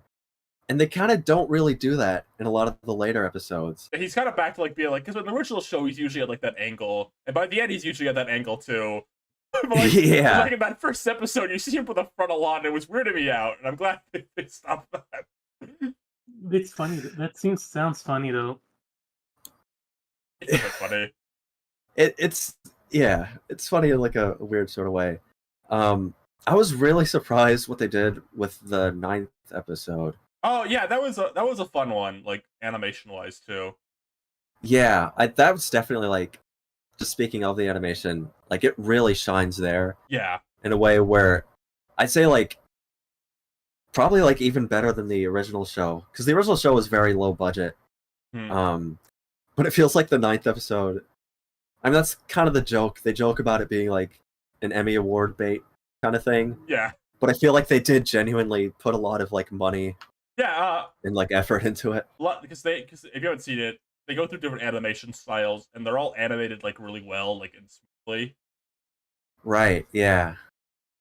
So yeah, that was pretty neat. So yeah. So on the whole, I liked the first season. I got some mixed thoughts on it overall. There's some problems with it, but they were ironing them out by the end. And I think the important thing is now going into the next season. I'm looking forward to like what they do next because I think they found their groove by the end. Now that they're in the groove, I'm excited to see if they can keep up the pace. Yeah, and I hope we get more of the older background characters because I saw you point that out. It's really what's his name? The peanut guy. It's really funny. None of the old clones, like the background ones, really speak at all, but he gets like a few major roles in a few episodes, which I thought was funny. I think it's because George Washington Carver. I think it's because like that actor, like they got him back for that, and that was pretty much the only character that he voiced. So they made sure to give him like a decent amount of things to say. But yeah, like Genghis Khan, I think has like 2 lines. Van Gogh has a couple like very incidental like ADR lines almost. It's really funny with Genghis Khan. There's like a scene, I don't remember what it was, someone's like talking to him and like he just doesn't say anything back the whole scene. I was like, is he gonna talk? He's gonna say anything? Was that the one where he does talk but it's like slightly off screen? Like he's off screen and he talks? I don't think he talks like late in the second half of the season, but there's one early on where he just doesn't say anything when someone's talking to him, and I was like sitting leaning for like, is he gonna say something? Yeah, I know there's one later where like he didn't talk for the whole episode or the whole season at that point, and his first line it's like spoken like where he's off screen, so it feels like they put that in post because maybe they realized like, oh, he hasn't said anything yet. Yeah. But yeah, I wonder if part of it is just like they want to keep like the same voice actors for some of them or replace others because they have been more like you said, like they're not whitewashing any of the characters in the casting. And I think part of it too is what I'm thinking about is there's a lot more main characters in this season. You've gone from like 5 main clones to about like 8, so there's a lot more to work with. And then Scudsworth and Mr. Butlershot are back, and they have the new like superior for him. So like that's a lot of characters compared to the old one. So I think in general, it's like if like they need a bit role or a bit joke, they had just more characters to work with now. Yeah. Yeah, I could see that being the case. But yeah, I hope we get the return of Julius Caesar having speaking roles. He said something like once and made me laugh on the first scene. He's like, not even funny. He's like, oh, JFK and what's his name? Are you two ever apart? Something like that. Yeah. It's cool to have a show that looks like this too. I think adult animation, Western adult animation, I specify, recently has finally begun some more cool art animation looks lately. It's a very cartoony cartoon. I said somewhere like adult animation's pretty fun when you don't have a bitch in your ear who only sing Family Guy and Rick and Morty. Yeah. There's way more than that. People just only watch those two and hyper fixate on. You know, here I gotta say this. It's annoying to me. Like people will like complain about there being no good adult animation, then make 50 videos on Velma, and then not say a single thing on Unicorn Warriors Eternal or Toucan Birdie. Like Adventure Brothers. And or Adventure Bros. Like Lord, this is why they're not making any more. This is because all you people talk about is Velma to get 3 more seasons. Right. Yeah. I can make a better Velma show. I think most people could, to be fair. Oh man. But speaking of Unicorn Warriors Eternal, the show with the longest name ever. Gendy Tartakovsky, the man himself, has come back with Unicorn Warriors Eternal. I said like a press release. see what's happening in the new game from Gendy Tartakovsky. Gendy shows recently, I think, posts him like not Hotel Transylvania anymore are really interesting because it feels like they kind of just let him do whatever he wants at this point. Like he's got such like a good reputation like in this industry now. It's like kind of just like, okay, just let him go off and do his thing. He's gonna Let him cook. Let him cook pretty much. Let him cook. This is such like a specific like concept. Like, oh, it's steampunk teenagers reincarnated into like warriors. Today, as I was watching the new episode, I realized exactly what it is. It's a smashing action figures together show, and it's amazing. Yeah, it's kind of like that. And then the art style's like based on like classic comics and like fucking Astro Boy. The artist it's behind halfway Astro Boy. between Rubber Hose and Astro Boy. Yeah, which is like such a specific style. Like I feel like if someone else pitched a show like that, they would turn it down. But like he's got like such like a confidence in that industry, and I'm glad he's using it to make stuff like that, which is cool. Yeah. I mean, it's just a cool show. Yeah, Also, honestly. I don't think we're going to be talking about anything specific. Like, we're not going to be spoiling anything else. Yeah, like I say in the first episode, it's like very fascinating because like, it kind of just like it just goes. It doesn't care if you understand it or not. It just does what it's doing already. And that's the thing, because like when I watched episode 1 first, I was like, "Huh, that's cool. I don't know if I'm on board." I was on board before I realized it. Yeah, you just watch more, and it just grabs you. Gendy's good, and this is something people praise for a lot. Is like kind of letting the show shut up for a bit, like the characters shut up, and then like just kind of letting you soak in the world for a bit. And like I think Primos is a perfect example of this. And even as there was like Dexter's Lab, there was a lot of like silence for like gags. Like he's always been good at like letting the visuals tell the stories on stuff. I think there's like a scene early on this show where like Belinda rides like the robot around a bit, and you kind of just like view the world. Like, there's like no dialogue, like a minute straight, and it's like, okay, here's the world they live in. It's like kind of an idea of what it's like, and he's good at that, and that's really good. I think just like that kind of like immersion in that world is really good at like making you soak in it. Yeah, soak in it, of course. Yeah. Really good. I don't have much else to say beyond that. It's just really solid. I've been enjoying I guess the last 2 episodes because I've just been really busy up until now, so now I can finally watch those like last 2. But yeah, I've been enjoying tuning into it every week. I've kind of had, related to that, a realization about like a lot of my animation watching recently. It's that I feel like I just I'm struggling. I'm at that point in my life as an animation fan. I'm struggling to engage with stuff like that's made for kids. Like sometimes as an animation fan, you kind of have to like try to get into that stuff because like your options were pretty limited for a bit. But I think what's cool now is I think the options for adult animation have spread out a lot more recently. We've got a lot more cool stuff. It's been like everything I've watched like animation wise like the past like few months, like Tuca and Birdie, Unicorn Warrior Tutorial, Clone High. I've been rewatching Futurama too. It's like all adult stuff.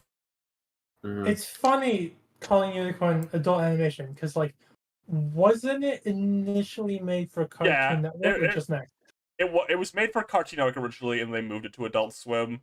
Right, and it has such like a broad appeal. Like it doesn't really matter either way. That's the thing. I really dig that they moved it to Adult Swim, not because like fucking I want it to be more quote unquote adult, but like generally Adult Swim I think gives their shit a lot more freedom. Yeah. Just, do your thing, cook, and yeah, it's the best place for it. I don't it's think it's the best place for that. My Adventures with Superman too. Yeah, I don't think Unicorn Warriors Eternal would have fit on like current Cartoon Network at all. Yeah, maybe for sure if it was something back when Toonami, when I think they had Samurai Jack on the Toonami blog a few times, right? I wouldn't have even said Toonami. I think it would have fit back when Cartoon Network was doing like Adventure Time and regular show and like Over the Garden Wall. I think it would have fit that era of Cartoon Network where they were doing like a bunch of just kind of weird, unique stuff that was like kind of like stuff like anyone of any age could really enjoy, like that kind of era of Cartoon Network. But I think right now, Cartoon Network is definitely going back to like aiming for like kids. Like their big shows are like We Baby Bears and like Teen Titans Go. Toby Fox. Toby Fox is on that one, yeah. And I don't think Unicorn Warriors Eternal would have fit on it anymore, to be frank. And I think moving to Adult Swim, like you said, is just better for it. Yeah. Adult Swim likes funding like that kind of weird stuff. I think Venture Bros is the show that would have died like in a season like on any other network, but I think Adult Swim just likes that show, so they help keep it alive pretty much. Well, I mean, until yeah, they got that movie at least. Yeah, no, that show looks great. Yeah, I'm glad that show exists. I've been enjoying it. Excited to watch some more probably after the show tonight. Oh yeah, no, the most recent 2 episodes are really good. It's funny because Gundy, I'm sure you've noticed, also has a habit of just dropping a crazy cliffhanger and then going bye. He loves his cliffhangers.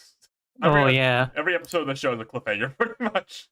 Oh yeah, it killed me. I don't think Primal was something that could have done that. Mm-hmm. But like it happens all the time. Yeah, it's just really funny because you can tell how much fun he's having with it. Yeah, I agree with someone said in chat. I think Unicorn Warriors Eternal will survive longer on Adult Swim than it would have Cartoon Network. Because if it was on Cartoon Network, you would have seen a tweet every day from someone like, "You gotta watch this. I know it's on a baby network, but you please watch it." I think it'd be an Adult Swim's like, okay, no, this is for someone like me. I don't need a 14-year-old Twitter to beg me to watch it.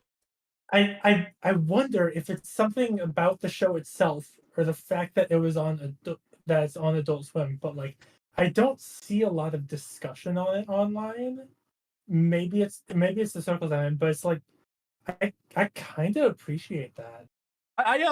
Because it doesn't get like fandomified, and the same thing happened with Primal. The only people watching, not only people, the main people watching Primal, not Primal, Unicorn Warrior Eternal are like weirdo animation people, like people who like the more artistic side of animation are mostly watching. It's not like fandomy people. And I think again that's the same audience that wound up liking Primal. The people who would like stuff like Puka and Birdie, like stuff that's a bit more artistic, are the people watching this for the most part. Yep. Which is good. So it also really worked out in another way too. The people who like Adventure Time right now are the people who are watching Unicorn Warriors Eternal. Oh my god, yeah. I just hope we don't see another cloaca. Okay, what is our next topic before we hit our 3-hour mark? Oh, Rosa, we gotta talk about Cyberburst, but this is gonna be quick.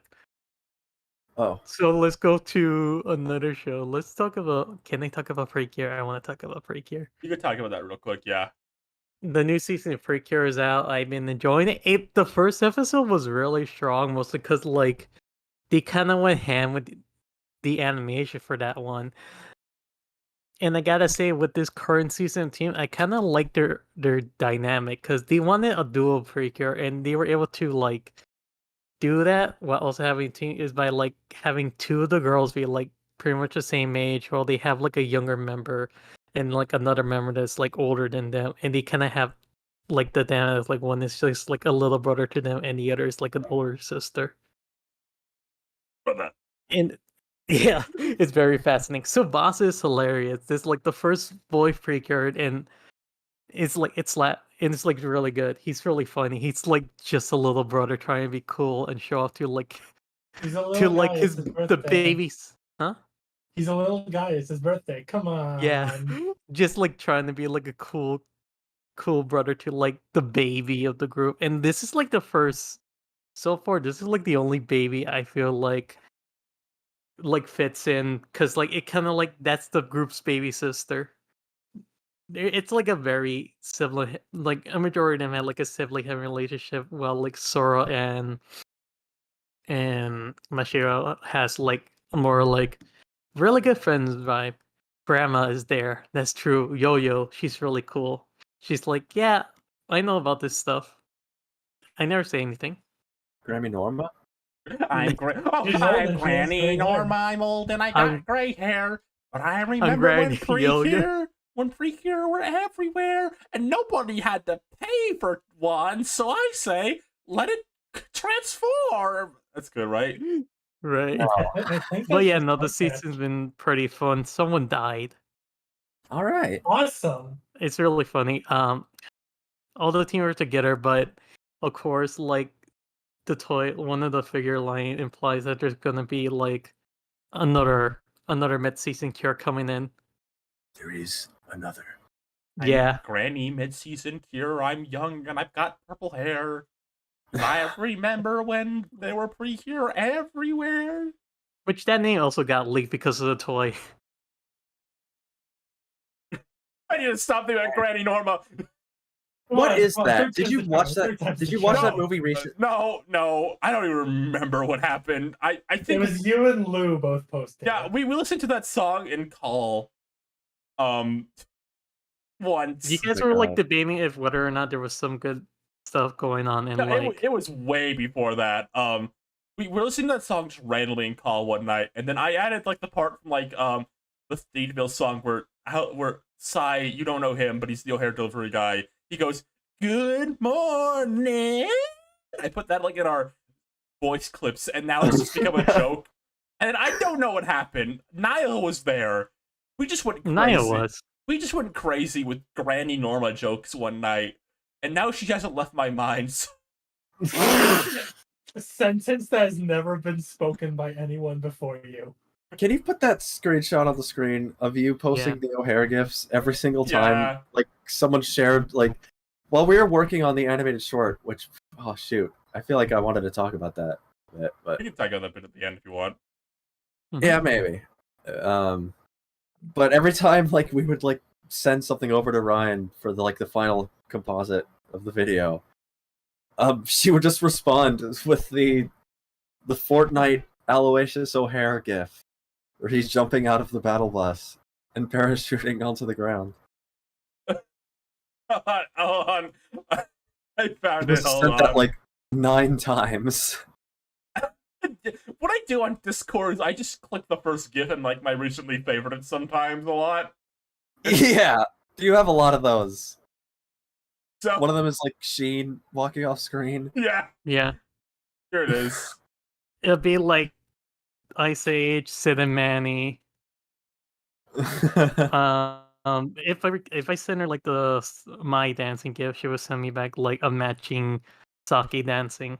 There's the Hamster and Gretel crowd shot.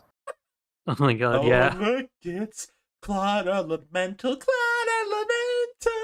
That was the horrible. Man who found a way to serve Riz and became a trending Twitter hashtag.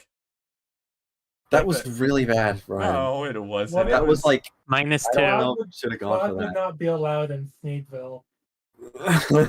You don't know me, but my name's Claude. No, we I'm can't. just the funny little grass guy. We have. This episode's way too long. We have to like. I think different race couples are worth a No, try. No! Stop it! Let it love. My name is Water Guy, and You're I ruining am Fire We're gonna Girl. have to end this episode early if you keep doing this. This is like we're at the end of the episode in Delirious. We're not here yet. We still have things we want to talk about. I guess. Our love is forbidden. Stop. And that's not good, so we suppose we say let it Can you all love. start unsubscribing in the chat?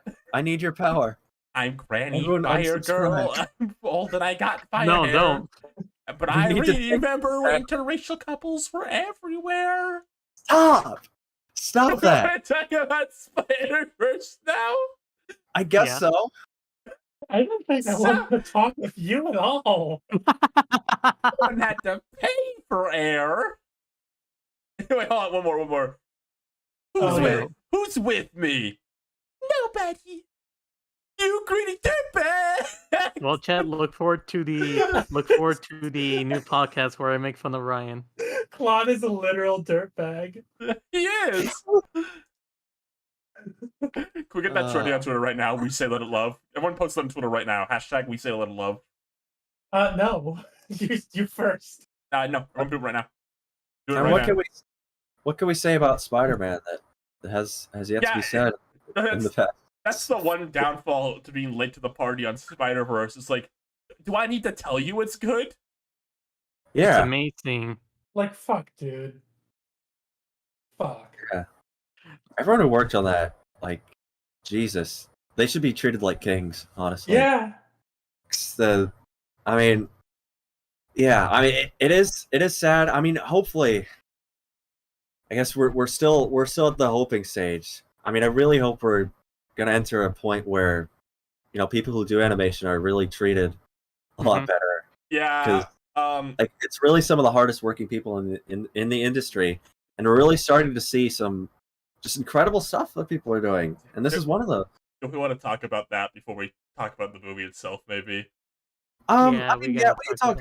I mean, I don't know. I mean, if we started making fun of Joseph Roiland for like being anti-union, we gotta keep going rolling. Yeah. We gotta be consistent and fair. Phil Lord's gonna make you redo your review. Gosh. So yeah, this was something I was worried about coming out. To be honest, based on some a lot of tweets about working on this movie were like, I had to break all my bones to animate this scene and stay up 24 hours straight type tweets, and it was starting to get a bit concerning. I was worried we were gonna learn something. And we have learned something. So what we've learned is kind of my assessment of the situation is Phil Lord particularly is a bit of what people are describing as like a kid in a candy store type. He's kind of a hack. Yeah, we're like I think he is around all these talented people, and like he wants things to be perfected, and I don't think he fully understands like the art of what he's like working on a lot of the time, from what it sounds like, and that has caused a lot of problems behind the scenes. Like, he doesn't like know how layouts work, for example. I think he made people render out scenes for like they were approve them, which is like a lot of big waste of time. And it generally sounds like he's kind of one of the main sources. There's probably other things, but it sounds like he's one of the main sources of the problems. And it sounds like there was just a lot of crunch on this project, unfortunately. They had to redo a lot of things until they were absolutely perfect. And that's just not like, redoing things until they're perfect is fine if you're given a lot of time, but like, they had deadlines to meet and stuff like that. It sounds like did not help at all. They need someone above Phil Lord, I would say, but also like those animators need like a rate, especially for like the tech they were working with and building upon and doing everything just to make that movie as beautiful as it looks. Yeah, it's kind of a sour note on like such a great and like I think important film in a lot of ways, and I imagine people who worked on this movie are still proud of it despite like the process. I'm sure they're not saying like, oh, I hate Spider-Verse now. I'm not proud of what I worked on. Anyone who's liking this, don't, because I didn't like. That's not, I think, the outcome of anyone on this. Mm-hmm. I think the outcome people are wanting who worked on these movies probably is, hey, we can make something that's good. Just please let us have the time to do it. Yeah. The time, the break, the rest. Like, hearing that, I just want the next Spider-Verse movie to just come out in like 3 years again. Yeah, another 3 years. Even longer if it means they get like I can wait. Rest. I can wait another 3 to 4 years for another Spider-Verse. Yeah, because we just waited 4.5 years. Yeah. I'm good to do it again if that's what it takes. We got a great product out of it. If you need to delay it again, for the love of God, delay it so everyone's healthy. Yeah. I hope that's kind of the resounding sentiment people have. Because I mean, it's been getting a lot of praise. It's been making a lot of money. And I think people would still be interested.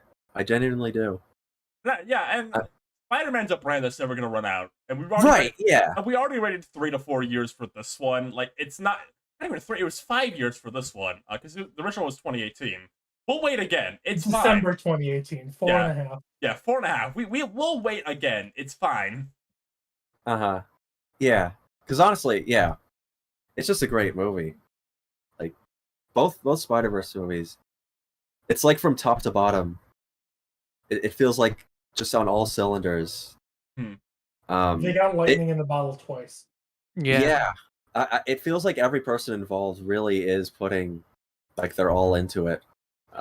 Feels like there's a lot of just love and passion, right, and hard work, and yeah. One of the going into this movie, I was like, okay, I need to be good at least. I don't want a situation where the second one is bad, and then people on Twitter.com start pretending the first one was bad too. That happens sometimes. Like, I need this one to be. I need this one to be good at least, and it went beyond good. Like Amy Pascal and her like psychotic comments on the movie saw before some it came hints out. of that almost happening in the lead up to this movie with like how little we knew and fucking Amy Pascal. I saw she was that saying almost happened. She was saying about how reasonable. like there was gonna be like a love triangle story in this, and then people are pointing out like, oh, this has like a writer from Voltron. That means it's gonna be terrible. He worked on Voltron once. Nothing else. He's gonna make it just like that. But you know, there was anxiety. Yeah. That's not how it works. Bunch of lion robots. I was joking. I was we joking. fucked up. I was joking when I said that's how it works. To be clear. Yeah, right. I mean, of course it isn't, but still, there's the bar was high for this. I think people were just really anxious about it. Yeah. But yeah, I mean, yeah, everything you've heard about it is true. It's great, honestly. I don't know what else I crazy could to learn contribute. like recently, like that both movies were like, with the last minute changes, they were teetering on the brink of like, and not being terrible. There's no way they could have been terrible, but not reaching the heights that they do. Right? Yeah, yeah. There's a lot of like, you hear about a lot of things that were changed and Like stuff. the alternative, like what's up danger scene. Yeah, exactly. Where it was Stuff like gonna that. be him getting like And hit by like a car. Funny enough, that coming out like directly before all this stuff with Phil Lord. Yeah. I think I knew. I was like, okay, this is gonna be good. Like the second like the vulture came on screen, like all right, they're still fucking up. They're still not fucking around with this. The schematics that come up every time he does something. Yeah, I'm like, that's where they're still in insane mode. Yeah, I've only seen it once. I feel like that's like a disservice, honestly, because it really is just so. It's just dense with just so many good things. You know, it's a great story, great visuals, just amazing ideas. It's really funny. Just great characters, and yeah. I like that I couldn't see where it was going for a lot of the movie. Like I didn't expect like what like the twist was gonna be at all. Yes. Yeah, definitely. Cause, like, there's a lot of movies I like where I can definitely see where it's going. Like the stuff like the canon events and like what Miles actually is. Like I didn't see that coming. Yeah. Right, and it's great how it's just so incredible how good it came out as a sequel, because it feels like everything that they added to the first movie retroactively feels like it was like always like planned to be there. Like the big, Was that like, you know? you can say it. Yeah. It's been like a month. Everyone's seen this movie now. You can say it. It's fine. The bagel. The bagel. Oh, the bagel. Yeah. Yes. And the spider and it glitching out like that. But like I'm sure like the spider glitching out would be a cool effect when they originally made it, but they like retroactively made like the glitched out spider like something else.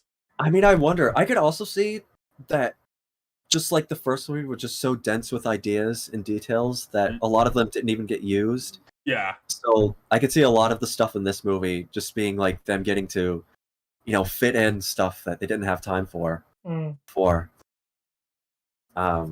Yeah, honestly, it's. I want to talk a bit about that ending part. Oh my gosh! When Uncle you want to put like something on the stream? Spider spoilers. I'll do it just in case. I think most people have seen this movie at this point. But I will just in case. Hold on. Yeah, like worst case, I don't want to fuck this up for anyone. For anybody, yeah. Okay, hold on. Let me On principle. make the text red so it's readable. I'm sorry, you might have to cover up Cloud. Oh shoot. Okay, that works. Okay, I press the okay. Okay, here we go. Spider-Man spoilers is on screen. Yeah. Spider-Man spoilers. Okay, I'll do a brief countdown real quick. 5, 4. That's the most 3. half-hearted countdown I've ever heard from you. Okay, fine. Yeah. All right. In 5, 4, 3, 2. Okay, when fucking Uncle Aaron Stuck in fuck adventure? when Uncle Aaron walked through that door, my jaw was on the fucking floor. Oh, I didn't think he was gonna be in this movie at all. The fucking time freeze as Earth 42 flashes up. It's fucking unbelievable. Just because the even this is beyond like a twist, like the entire emotional weight of like that scene, like okay, that's Miles' like dead uncle he loved like a lot, and like he's alive again, and like it's briefly like this really nice moment. Like he's getting to see his dead uncle again. It's really nice for him. Which makes everything that happens after that fucking like hurt. Like like him getting knocked out by like someone he like trusted and loved so much, and then the build up to like that part where like he punches the punching bag and like like the like the effects and I thought Miles was dead. For a brief moment. They like staged and build that up like perfectly. And then when he's alive, it's like, oh, thank God.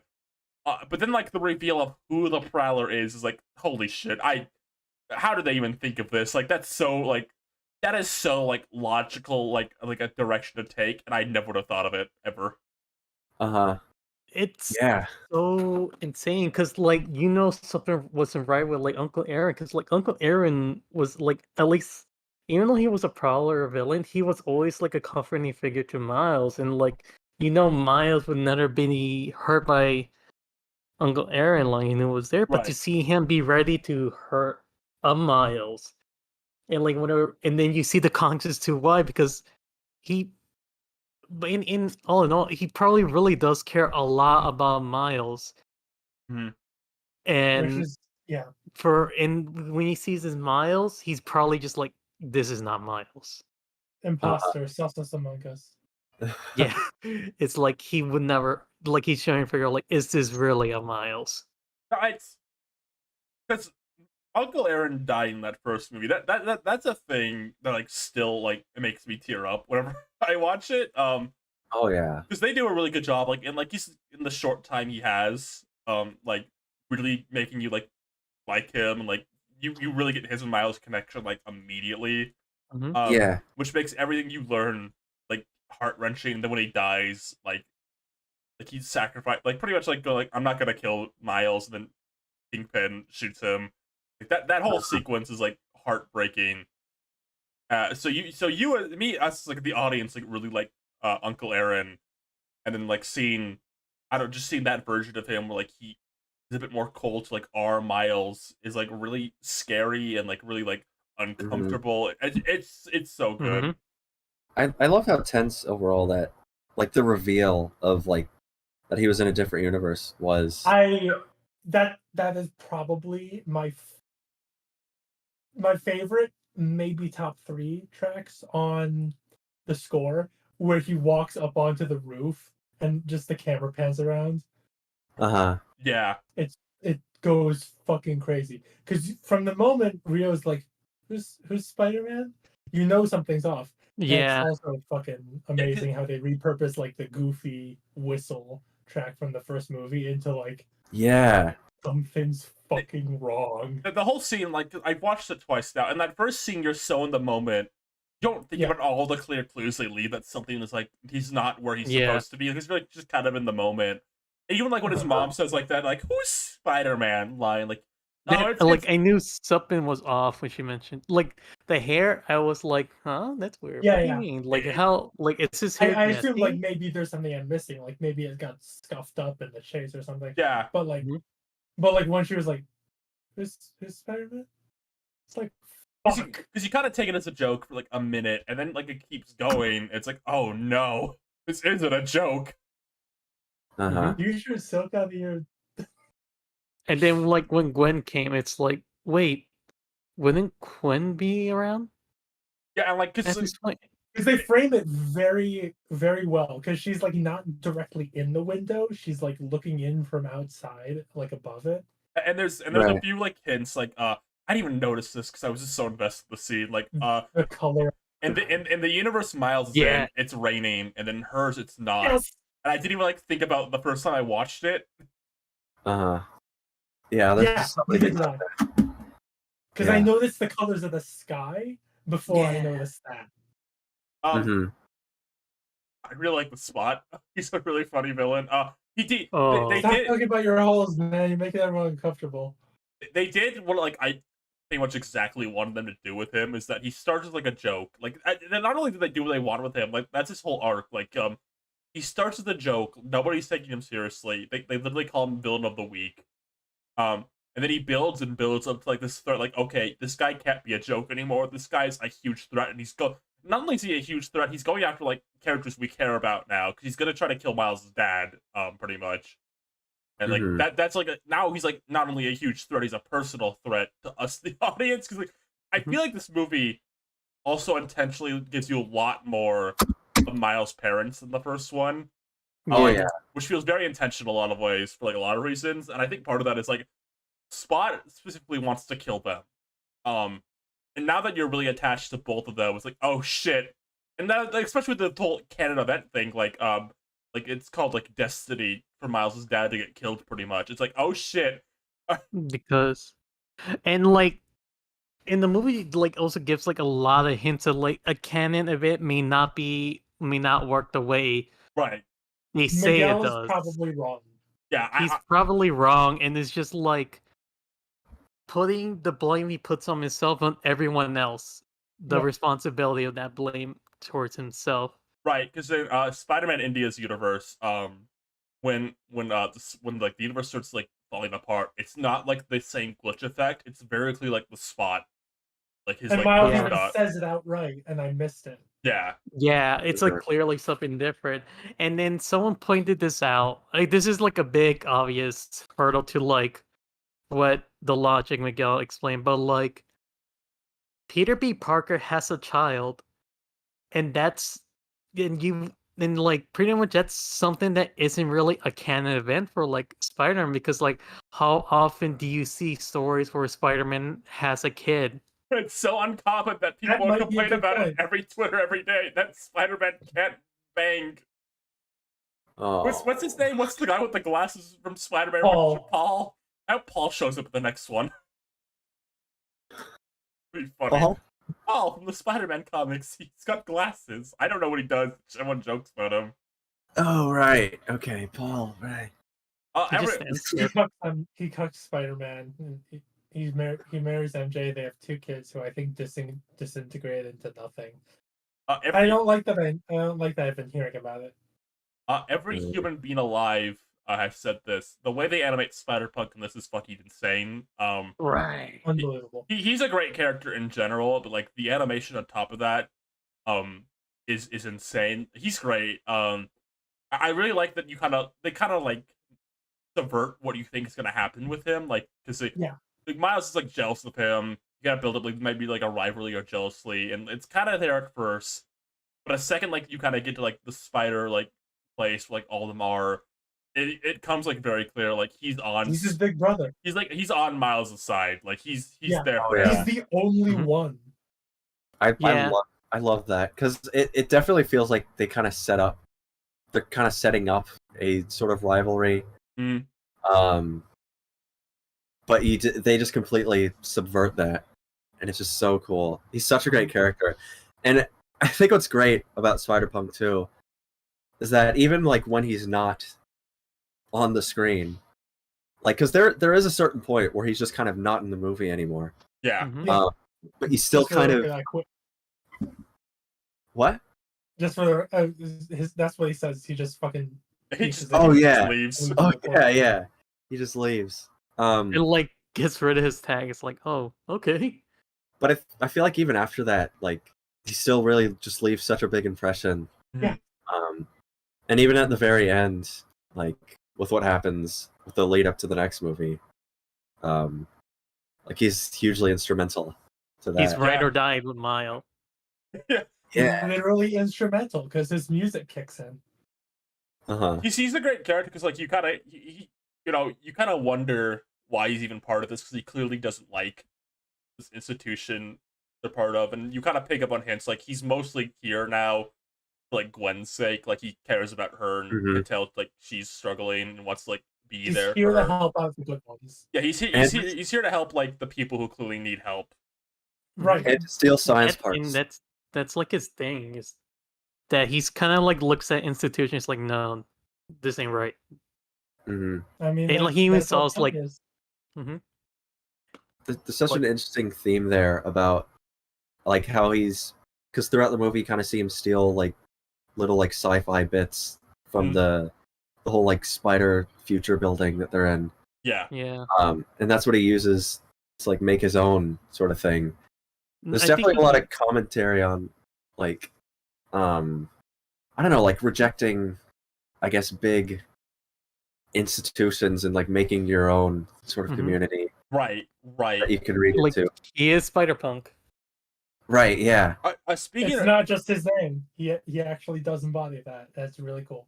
Speaking of themes, I wanted to say I really like how Miles and the Spot, like their like arcs basically parallel each other because they're both trying to defy like destiny, quote unquote. Like the Spot is he's trying to defy like the universe making him like a quote unquote joke villain of the week. Like he's so unbelievably against that. He'll like shift the entire universe to like stop that. And Miles, the anti-spirals from Gurren Lagann. Yeah, and Miles is basically doing the same thing, like in a different sense that he's trying to defy destiny the universe set out for him. He'll like shift the entire universes to do it. And I think it's really cool the way like they parallel each other. I think that's great. Yeah. Spider-Man, why'd you create that guy? Spider-Man. The biggest prize I can give that line is none of the variants you see on Twitter even come close to be as funny as the original one. Exactly. Right. Spider-Man, why did you make that guy? The way it's delivered is so good. Because me and Liv were just quoting that to each other like a few days before it caught on. And it's like, none of these are nearly as funny. Except the one I do like is, he didn't share his red fire truck with me.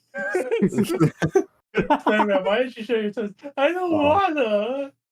It's like it completely understands. It's like yes.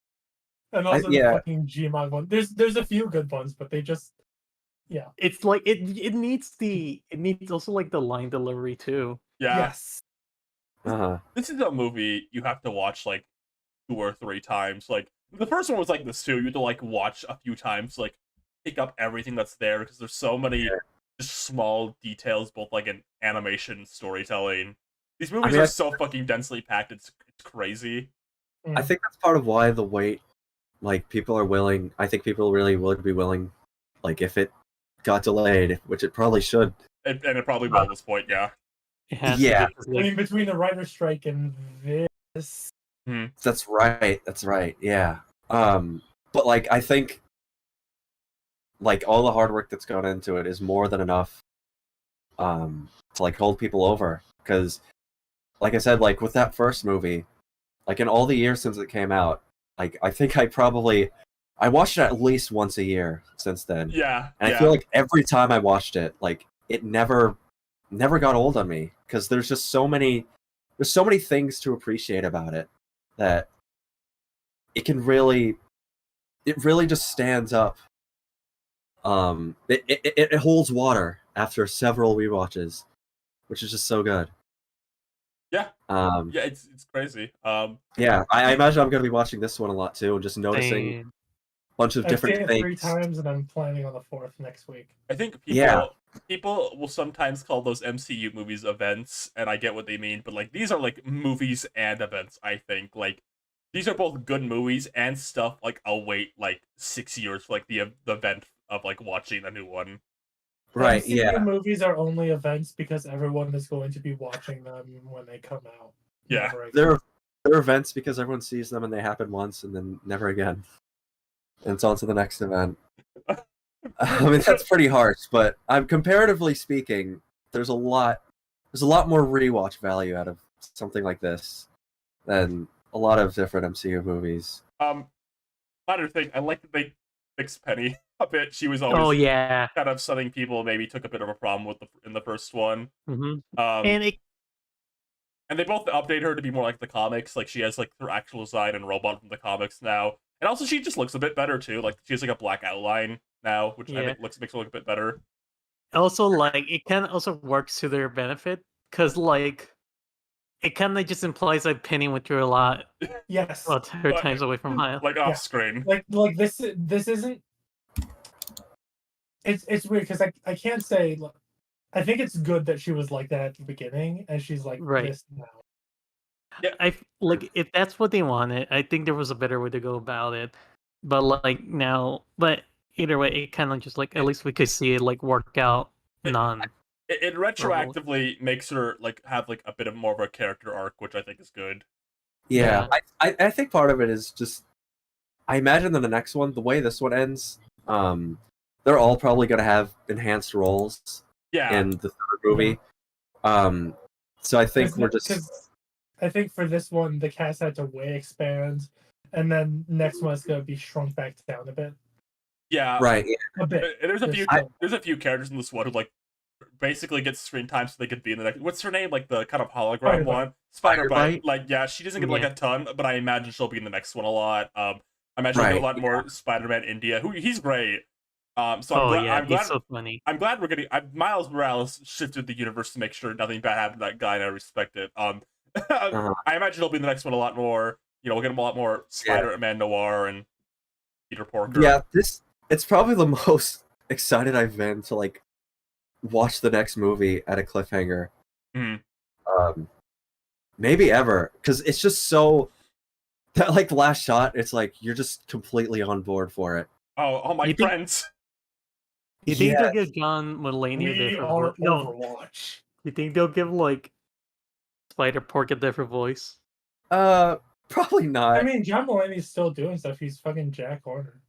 Yeah, I mean, in spite of a lot of. I mean, they reused him for this movie, so clearly they. But like they could easily like change his voice because like Spider Ham is kind of just like an oddball, goofball. Yeah, but I also don't think they really care that much. Yeah.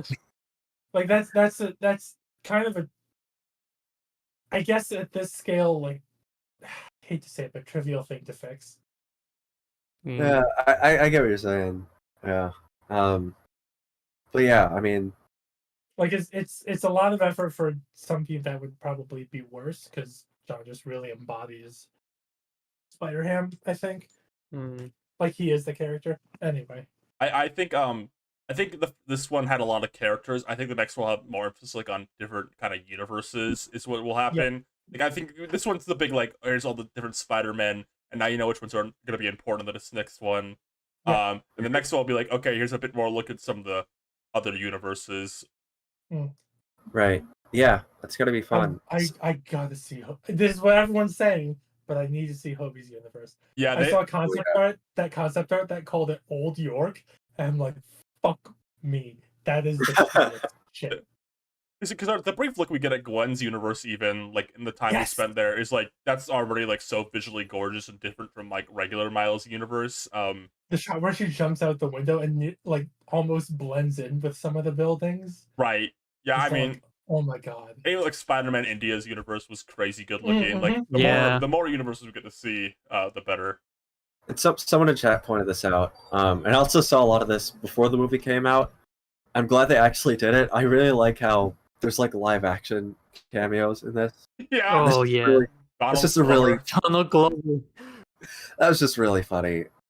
I'm glad they did that. The Donald Glover thing might have been corny like in any other movie, but they make it work really well here as like a character moment for Miles, and also like it makes sense with like the history of the character of Miles Morales because he was based on Donald Glover originally. So like the Donald Glover one was perfect. I think the Andrew Garfield one was like pushing it ever so slightly, but yeah, they had a great balance. Looking like Chad, Donald Glover cameo in this versus the Virgin everything in the Flash. Oh. Not just a Flash like CGI The actor. graveyard. Yeah, just one more thing. It's so funny. Like superhero cape movies were on a hot streak. They got Guardians of the Galaxy Volume 3. They got Spider-Verse, and the Flash came back to remind us cape shit is back. Right now, in theaters, you can go see everything good about Cape Comic movies, or everything bad about Cape Comic movies. And the thing is, take your pick. they didn't have to release a Flash. They could have canceled it. They could have ended. I mean, I will say, sunk costs. I will listen. They're all already in sunk costs. No, I mean, I will David say, Zaslav is not that smart. I will say, I mean, for as bad as it is, I don't know if that's a good precedent to like cancel a movie on that scale. Because Batgirl, they did cancel Batgirl, which was bad, but they canceled that was also like a Scoop pretty Holiday low Hunt, budget. which was basically finished, which is weird to me. Yeah, That feels like such it an would've easy, that feels like that one's weird because that feels like such an easy like streaming service baby movie win. Like, oh, turn on Scoop Holiday Hunt for your kids during the Christmas times. yeah. I guess they figured. I think they were really banking on the Flash to do well, just for a lot of its because it is following a lot of popular trends. There was so much like pre-release hype. I mean, this movie was supposed to come out like 3 years ago before they started like shifting their whole like universe and all the like the pandemic delays and stuff. Yeah, it's like I feel like what can I say? I said something like about the Flash. It's like I feel like the Flash is like maybe like what we're seeing people take like the wrong outcomes for what people liked about Spider-Verse, like multiverse stuff. Like I think people think the appeal of Spider-Verse is like the multiverse. So like you can get cameos from other versions of these characters from other universes, but like that was always like salad dressing, I think, in the Spider-Verse stories, and they always told like really good stories with like that salad dressing. I think stuff like the Flash, like the salad dressing is the movie. Like what is the point of like having an extended shot of like, oh, here's Nicolas Cage Spider-Man as a reference to a canceled movie, and here's freaking the CGI Spider-Man, whatever. And the thing I finally able to put into words about Across the Spider-Verse is it's not about the multiverse. It's not about these 100-some Spider-Man. It's about like essentially the one Spider-Man that ties them all together. Right. And that's Miles Morales. No, it's about 2 Spider-Man then. The one that's tying all of them together and Miles. Yeah, it's very. It feels like they use the concept, like, I feel like there's just a lot of like meta narrative depth, and it just really makes sense. And it's weird, like it's still like still about Miles. Like they use it to their advantage. And I'm just gonna say this too, I just think animation is better for these multiverse stories. Because in live action, all you can really do is like, okay, like I don't know, maybe imagine you made like Captain America, like multiverse movies. Like, okay, here's an actor from a different version of this as that character standing around. He's there, and then here's Captain America from the cowboy universe where he's a cowboy hat, and like, but like in like Spider-Verse, like you got Hobie from his universe, like it's like so artistically different, like anyone else around him. Same with like Spider-Man India, like his universe, but he's so artistically different. Like that kind of artistic ability you can get from animation is better for superheroes. It's kind of true at this point. And it even has a cowboy Spider-Man. And it has a cowboy Spider-Man, which better. Yeah, I mean, it also has a cowboy horse Spider-Man. It does do the stuff of like, bringing back like recognizable actors or styles. But it can do more than that too, which is I think part of the big advantage. That's not the extent of what it can be. Which is really great. Yeah. So, I mean, anything else? I mean, we're at like. Yeah. I'm gonna let Rosa just real quick talk about the Sonic Frontiers thing, and then we'll do questions to end off. All right. Okay, I played that too. You talk about it real quick then, yeah. So there was a birthday update to Sonic Frontiers on top of like the I've been playing the new chain challenges, and they're really fun. It's basically just like a score attack where you try to get like the highest points in a short amount of time, while by like going through all the little obstacles and little obstacles like they have laid out on the world, and it's really fun because like you're kind of just trying to figure like, okay, so I remember this layout. So if I go through this thing, this thing, this thing, then I'll be able to get an S rank. Which I beat Yeah. all of, and that's how I got the spin dash. And I my gotta God. say, the spin dash works as it should. It's Really? it's like I'm playing. It's like it's Sonic. It's this is Frontier's equivalent of like the Sonic Adventure 1 spin dash. Yeah. So, like leading up to this update, Morio Kishimoto, the director of this game, was very like vocal on Twitter about like wanting to hear feedback from people, responding to what people had to say about the game. And it seems like he and like everyone else working on the game are dedicated to, I don't know, just like listening to what people have to say about the game and wanting to make it the best that it can be. Yeah, that's like I didn't super love Frontiers. I gave it a shot. It just wasn't for me. But I think it's interesting. Like they've added like entire gameplay elements people wanted in, which is weird. Right. Because they add like a form of momentum, which is a problem people had with the base game. Like in this upper, like that's a whole mechanical change to the game. Yeah, I was surprised. Like, I booted it up, and like it is genuinely like there are new like feats and like tricks you can do on the open world that you couldn't do like in previous updates, and it's just crazy how much it's really opened up the game in a way that, because I think the worry is like if you change something about how like the character controls, Right. that it would like break the game in some way. But I mean, so far from what I've played, that hasn't really happened. It's really just kind of opened up more ways to play it.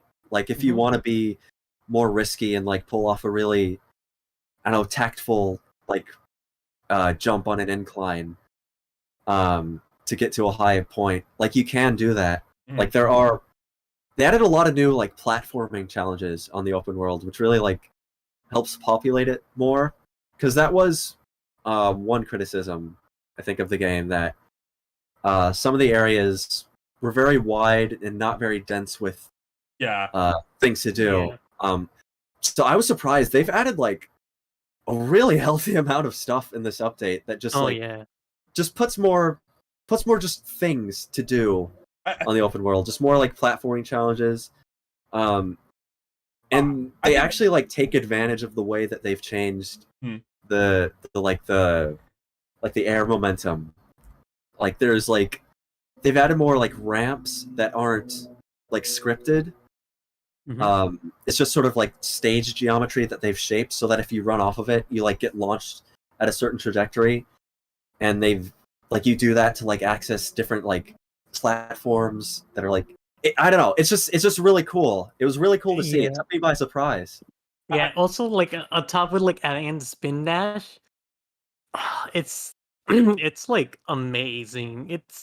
It's even more fun to like run around. It's like I'm just running locations in like an instant in like the funnest way possible. I'm excited to play that. I haven't unlocked it yet. I think it's really good. I think it's interesting to me, because I get the sense Sonic Team could be a bit stubborn about things sometimes. Like, okay, this is the way we made it. This is the way we want to make it. This is the way we're gonna do it. Deal with it. And sometimes that's fine. But it's interesting that they would like take critique like that so seriously. Like, a lot of people had problems with like that lack of momentum. So it's interesting. Retroactively, maybe they're loosened up a bit, being more willing to listen to fans a bit more recently. Right. And it's I just wasn't expecting it, because it can be kind of hard to parse out what is useful to the game if you have so many people telling you what you should be doing. But I mean, so far it seems like they know what they're doing. Like they understand where people are coming from with it. It's neat that we get to see it like before the next game even comes out. Like it's just pretty fun. This game's an interesting like stepping stone to see like where they're gonna how they'll take it in the next one. Also, like, just very exciting to know like the Dirt Wave is coming out soon, and hearing about like what's been data mined is just like, oh yeah, ooh, so exciting. Yeah, I haven't looked at any of that, but you know, I'm sure it'll be great. They've already teased that they're gonna add new playable characters, which would be a first for 3D Sonic in a very, very long time. Yeah. All right. We got 2 Patreon questions. I think we'll cover a lot of them. We got stuff we kind of ended up covering while talking about other things today. There's some ones in here. This is from Banshee Neat. Have you ever thought about how weird it is they never did a Crash cartoon? The scrapped intro for the first game that time he showed up in the Skylanders cartoon. I was just about to say. But can't you perfectly visualize a Crash cartoon in your brain? And I think this one's interesting, because based on some leaks, there was very close to being one. Oh yeah. I'm sad that looks. It seems like a good idea, honestly. I gotta know. It's funny cartoon antics.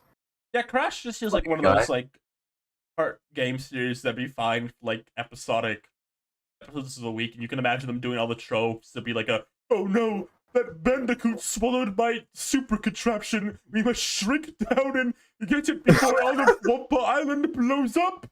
You can imagine that, or like the episode, like, oh no, my Goo Goo gas ray has blasted all of us and we're babies in this episode. Oh no, the brain switching device, it crashed right off with my body. Any other episodes we got left? Any other cartoon plots we haven't covered? Boys versus girls. Boys are so better, Nina. You're going a mile a minute right now. I can't keep up. One other. Send those whining women back to the dog ages where they belong. We're sending them back to the dog ages, Bandicoot. What other Johnny Test episodes can they do? I found the backwards dimension where everyone is strange and has different colors. and alternate cortex is nice, and alternate Crash is evil. Yes. It just stars Cortex. Oh no, Crash has broken into my ball crusher machine. Oh no, here's the episode we're all sick and we do gross snot everywhere. Okay. Here's the episode we're invisible. The animators, look, it's me, Cortex. I'm picking up a fork and it's floating. That's how you know it's here, Bandicoot. Are we answering the questions sufficiently? Yeah. I think this is a good one. I think that was more than sufficient. Oh no! Yeah. It's the off-screen character Crash. Nah, you want us to stop doing bed? You gotta pay us. Wait, hold on. I want to hear the punchline of this. It's the off-screen character Crash Bandicoot promised to marry when he was 4. Now we have to find a way to get him out of this. Oh my god! Dragon Ball, nice. Was that a Futurama episode? It probably was. I don't know. I know that was on the Great North. Looks like someone. I've been cursed with a bad luck. I have to invent my good luck later. Yeah. Ryan, we're coming up on 4 hours. What? There's so many cartoon plots. Ryan, you can't do this for free. If you're good at something, never do it for free. Can someone send us money so she stops? I have the chicken pox this episode. Brian, what is this tweet that says we say let it love? Odd.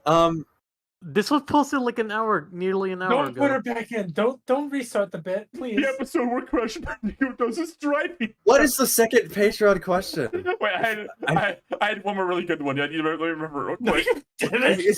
No. Wait, hold on. I'm sure she did. Hold on. This is the episode where we're on a dream and it's crazy and weird and wild, but we wake up and it's just a dream. Jesus fucking That Christ. was your last big good one? Yeah. You didn't have here. a first big good one. Here's the episode where we're up to bat and Homer's a cop in this one, and then he's a garbage man, and then he's part of the... Stop it. Stop. Just This is the episode where we're all turned into graham crackers.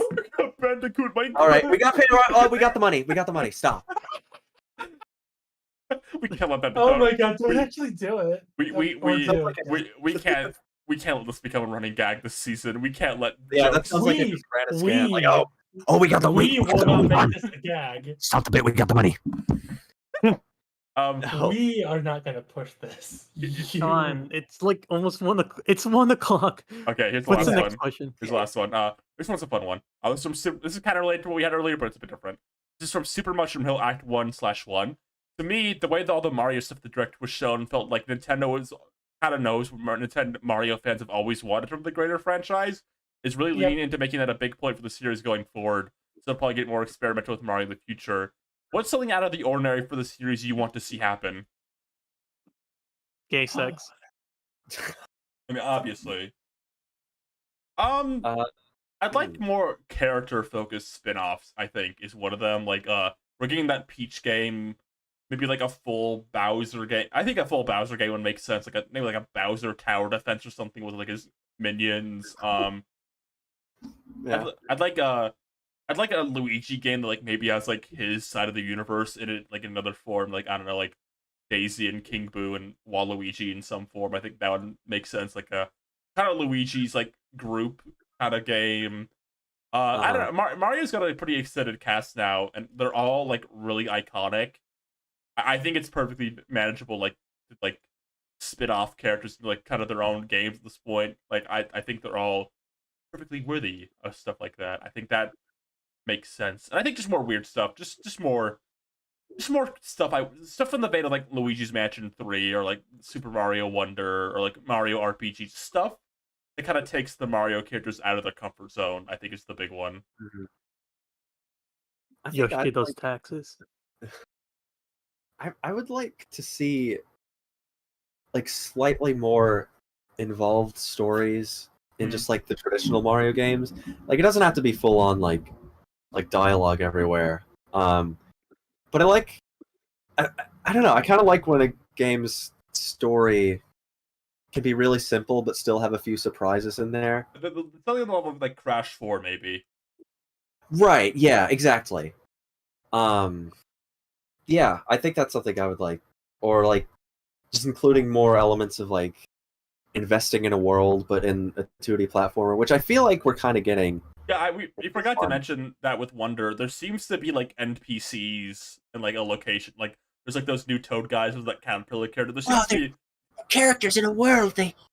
Oh. That's the. there's Oh, these characters are in the Arlo world. cards. Yeah, that's what I want for sure too. I agree with you. Yeah. But you What too. else, Amanda? Do you like Mario? Great North Squad. Thank you for the $10 pop and pog. Hashtag Great North Squad. Amanda, are you here? Oh yeah. Okay. Yeah, it's hard for me to think of like something that isn't just I want to see Donkey Kong next to Mario again, because I do, but also like it's interesting. I like a lot of Mario games, but I don't think at any point in my life I would have called myself a Mario fan. Like everything they showed in the direct is something that like really fucking like tickles my endorphins. Like this is what I didn't know I wanted. Wow. And honestly, I just want them to get weirder. You said So weirder, do stuff you haven't done before. Stuff that I could never expect. You said like Mario and Donkey Kong. I think like Donkey Kong be like in a Mario RPG or something would be good. Yes. Yep. Yeah. Just kind of remember that he's in that universe. Yeah. I feel like after the movie, And that's my that's this like Smash roster ass side of my opinion. But otherwise, I mean, just Mario Odyssey just 2. give it freedom. Well, guys, Just let it do whatever. Let it cook. okay, I want to pitch let you guys. Super Mario Odyssey 2 trailer. Mario is walking through the Mushroom Kingdom. Bowser kidnaps Peach. He goes into a Wait, pipe. you already did this one. Shut up. And then he comes out the pipe, and he's in Hyrule? It's Super Mario Smash Odyssey. He's Oh my god, wow. You know, now that you're saying that, and that we have to like be dedicated to this thing you're saying, and I don't want to put you down as a friend. That's pretty cool. I think I'd like to see that. Imagine like Mario, he like throw a cap like on a Waddle Doo and get Waddle Doo power or something. He does a boss fight against Ridley. Just imagine the possibilities of Mario going to locations that already exist and not new ones. That would be pretty interesting, Oh wow, I don't know. It seems like a long shot, but I'd love to see it. I know what I want to see surprising out of like a Mario game. Yeah. What is that? You know how Sonic had like a visual novel? Oh Yes. yeah. Oh my Yeah, god. Mario does something like that too with like character. It's just like that. Uh-huh. Yeah. Just I get Nintendo wants to keep the Mario characters very simple to be like movable around, but I think they have to become a bit more aware, especially after like the Mario movie, that people like these characters, and I think like I said, like a Crash 4 level story, but like Mario doesn't have to talk. Mario can always be like a silent funny guy, but like I feel like Luigi and Peach talk maybe like during some cutscenes, and I think like you said like a visual novel or something. We just, like, So have it's some Super more... Paper Mario. Super Paper Mario. Basically all the Paper Mario games, to be frank. Like in a like in a main 3D game or something like that. Yeah. All right. Mario, don't forget to level up your skill tree. All right. In the time this podcast has happened, has anyone watched Ruby Gilman? no. No. All right. Time to end the show then. Thank you. Good night, everybody. Time to end the Clodcast. Time to end the Clodcast. Thank you to everyone who came tonight to the season premiere. Hope it was a sufficient episode. I hope you're excited that we're back. Sequel. Look forward to new episodes of Drawing a Blank, Looney Duels, and our new show, Cafe Lily. Start Show is so fucking back. You guys don't even know. We're gonna have Start Show, Cafe Lily, Looney Duels. The Pac-Man thing will come out someday. It will. It will. We might, we're gonna get back on the artist things for like Patreon to get more of that. We're gonna do some more fun side streams. We're not just back. We're so fucking. Where's John Wick? Yeah, I think I'm back. Yeah. I'm thinking I'm back. I watched that one during the hiatus, so now I can make that joke. Yeah. All right. Yeah. Look forward to another exciting year of your favorite podcasters. You gotta be seeing more of us now. You don't have to cry yourself to sleep, wondering where we are. We're back on Earth. Okay, thanks. We're here. You may not see Amanda again, though. Not to next season. Yeah. No, I think I'm gonna be killed off. Sorry, you was up here. Actually, I walk the plank, you scallywag. Yeah, get her off the plank. Good night, everyone. We're walking Amanda off the plank. Bye. Yeah, I'm Bye. gonna drop like pink slime furl off of her in